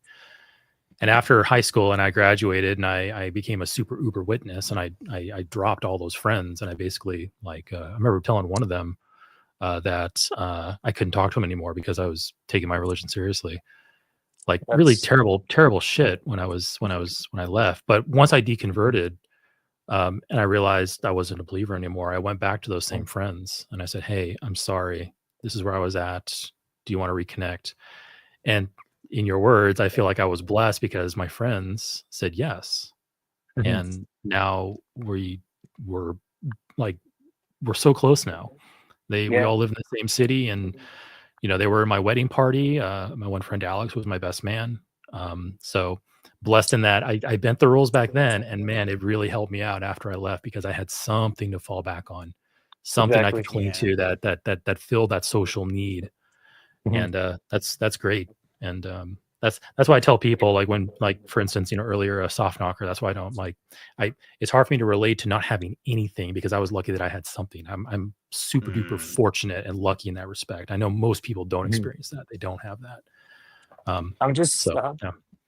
yeah, and that's honestly really really nice to hear that you actually were able to reconnect with them. Yep. Because Yeah. a lot of people I feel like if I would have done that, they probably would have been like, okay, what the hell does your religion have to do with you not wanting to be my friend anymore? You know, Yeah. that could have Yeah. happened, Mm. but I'm glad it didn't. I reached out to my best buddy that had been my friend all throughout school since fourth grade, but Mhm. obviously we lost touch when Oh man. I went full witness mode and he went to college, but he was the first person I called. And yeah, now we're still best friends. Good thing Yeah. we Yeah, broke the rules. That's great. yeah, good thing. Joji, there's a And couple really good chats that I want to shout out Mhm. because you're. Oh, before yeah. you do that, I want to Yeah. make one more comment. How what all three of us have experienced with that, like leaving friends for shitty reasons, even though we thought we were doing the right thing, we were being the shitty person in the arrangement because we were cutting things off Mm. for the sake of the religion. Yeah. The fact that our friends welcomed us back, That's genuine friendship. That's the real deal right there. That is not what you find in the organization at all. Exactly. Like, yeah. Yeah. Anyway. Yeah. I'm totally with you there. The way you're talking about this, I think, is getting people thinking. Like, Dial said, having a parent go through your phone with the intent of finding something bad is so traumatic too. Honestly, like, yes, I absolutely had that. It really Man said your mom caused your apostasy. Thanks, Mom. How do you feel about that? Leave his mother out of this. And I really like this. This rang true to me. I want to get Jouji's response to this and Eric's. The way you can almost tell that you're about to stop believing is such a crazy feeling. Reading that, like, I had never thought of it that way, but that is what it is. You're like, oh my god, I'm about to stop believing this. Yeah. And can I say something about that actually? Just real quick? Yeah, please do. Yeah. I remember when I realized that it wasn't true. Instead of feeling like sad or anything, if anything, I felt so freaking relieved, man. Like it felt like a huge weight off my shoulders more than anything. Because I know a lot of people that were super devoted, got depressed and everything, but I thankfully didn't have that experience. If anything, I felt happy. You know, it's such a weird swirl of thrill and fear and uncertainty. It's like taking a gasp of air after you've been drowning like your entire life. You know, it feels better than heroin. Yeah. Like you were running around with like those ankle weights on your entire life, and just like you didn't realize you could just take those things off, and now you're like, oh my god, this is so freeing. I'm gonna go ultra cringe mode and compare it to Neo waking up and realizing he's been plugged into that pod his entire life. Like it is, yeah. He's like, what? Yeah. Oh my god, yeah. No, yeah, a lot of people will compare it to that. No. You made you made the comment earlier, Jouji, how when you went back to watch the Chris Stuckman video, how your hands, I think you said your hands were shaking. I was fleeing to the bathroom when you mentioned that. I was holding on as long as I could. Like I had a similar experience when I first watched the Atheist Experience a long time ago. I think it was Matt Dillahunty and Tracy Harris, and I remember my hands were shaking. I was like just the anticipation and the fear and breaking those religious taboos placed on you. It's thrilling. Yeah. Like I haven't experienced something like that since, and you know, within a week I was consuming it like it was nothing and just devouring it like it was awesome. But yeah, going back and going, man, that's just that swirl of emotions, like something you very, very rarely ever feel in life. So yeah, I look back on it and I think about that. Yeah, but the reason I've been PIMO for so long, 3 years is pretty freaking long, but it's pretty hard, you know, right now to be able to move out on your own. Absolutely. Everything's expensive. I currently have a job that's paying me pretty decent, so I already applied for an apartment. I'm hoping to be called soon. But yeah, right now I'm still faking it. Yeah, that's fantastic. I mean, well, good luck on that. Definitely. Thanks. Looking to get in a roommate or something, or get married to the first person you meet. No, excellent advice, but no, but go find a rich heiress of like some crazy. Do it. Honestly, if you can find a rich heiress or heir, then find whoever you want. Or heir. No, that's terrible advice. Marry for love. But marry for love and money, though. That's even better, right? Love and money, Start with money and love. You know, don't limit your options.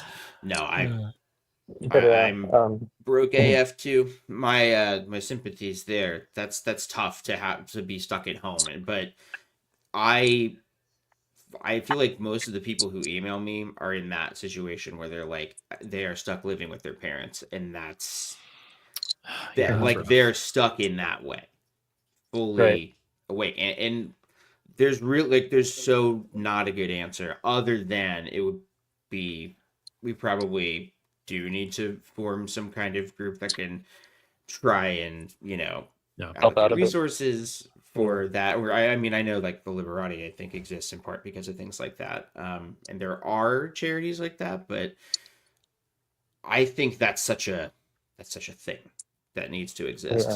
And honestly, like being a little more real here for a second.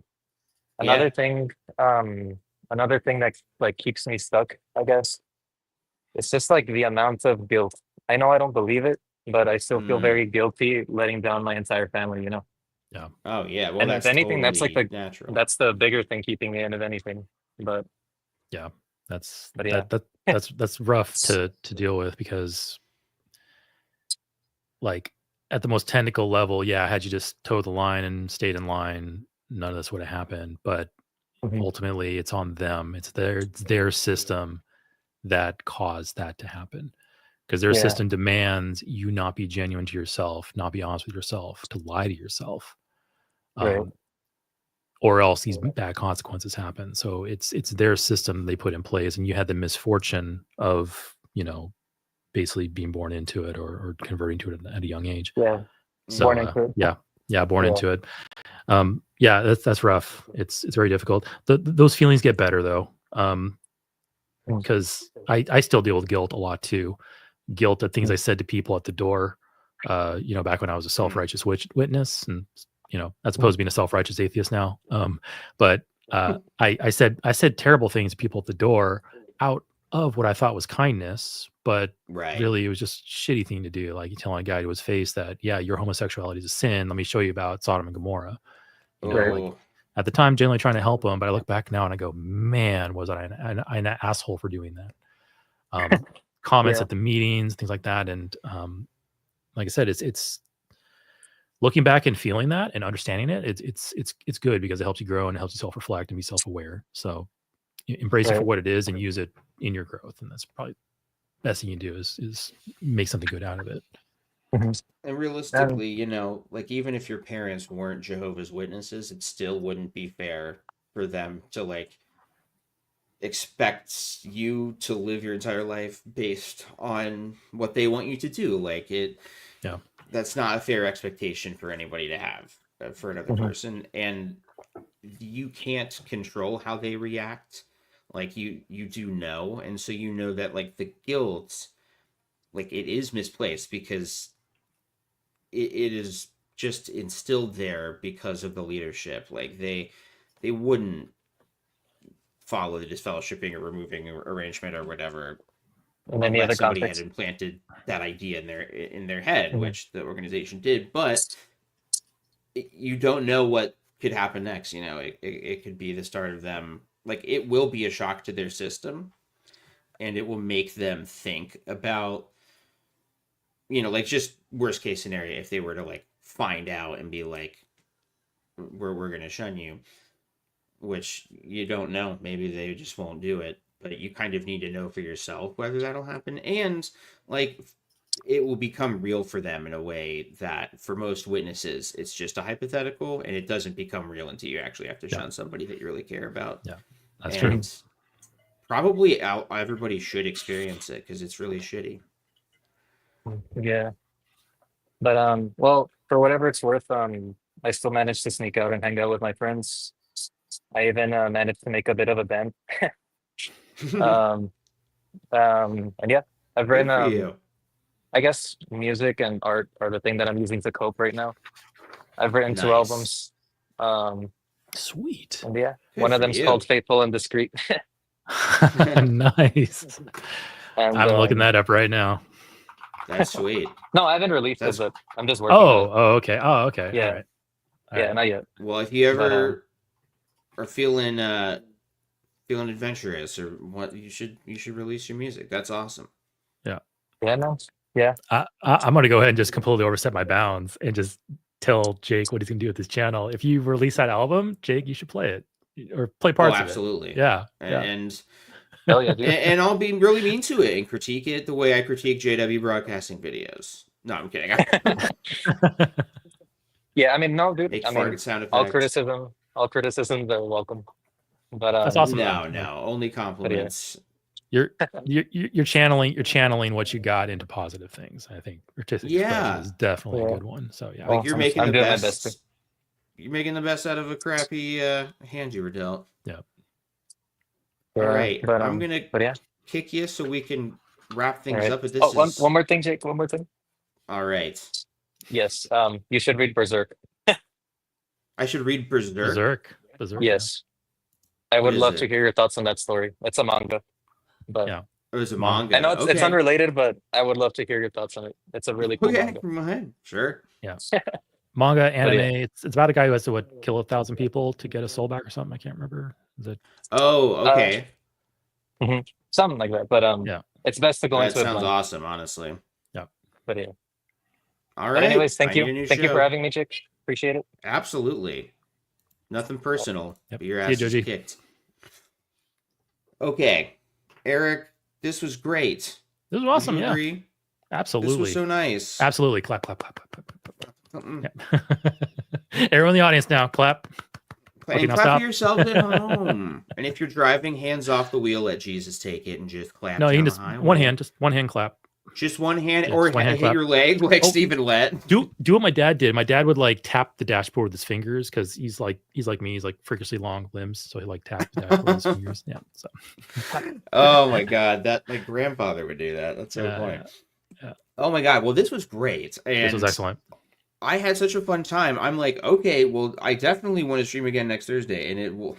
But this is just nice, just like having people kind of talk about their stories and.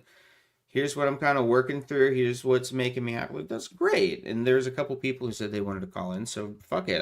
I'm going to do this again Thursday. It appears there's demand for XJW content like this on actual XJW call-in thing. So yeah. And Eric, you're always welcome. Absolutely. Yeah. Let's do this again. Unless I don't feel like having you or I forget. Yeah. Unless you go back or I go back. In which case, let's just make an agreement right now. If either of us ever goes back, we still be friends, despite the rules. You know what? Yeah, I agree. If we ever go back to the religion, the one exception. Yeah. We were ribbing Danny a little bit on our last stream because he called himself a former XJW, and I was like, wait a minute, you're going back? Yeah. Oh, that's right. Yeah. Former XJW. Oh my God. Well, this is great. I think we're going to do this. We need to think of a good name for what to call this. So the back room. Yeah, the back room. That's what I've been calling my Patreon streams. Oh, but honestly, that's right. Yeah, that's right. But that's just a good name. And yeah. What? We're stealing JW stuff anyway. Yeah, I agree. New host. Yeah. Every other week. We'll rotate in people. This will be so great. Thank you for being our inaugural guest on Untitled Segment. Insert title here. Insert title here. Insert gratitude here. This is great. All right, guys. Absolutely. Thanks so much for tuning in. Like and subscribe and all that. And check out Skeptics and Scoundrels and The Line. Bye.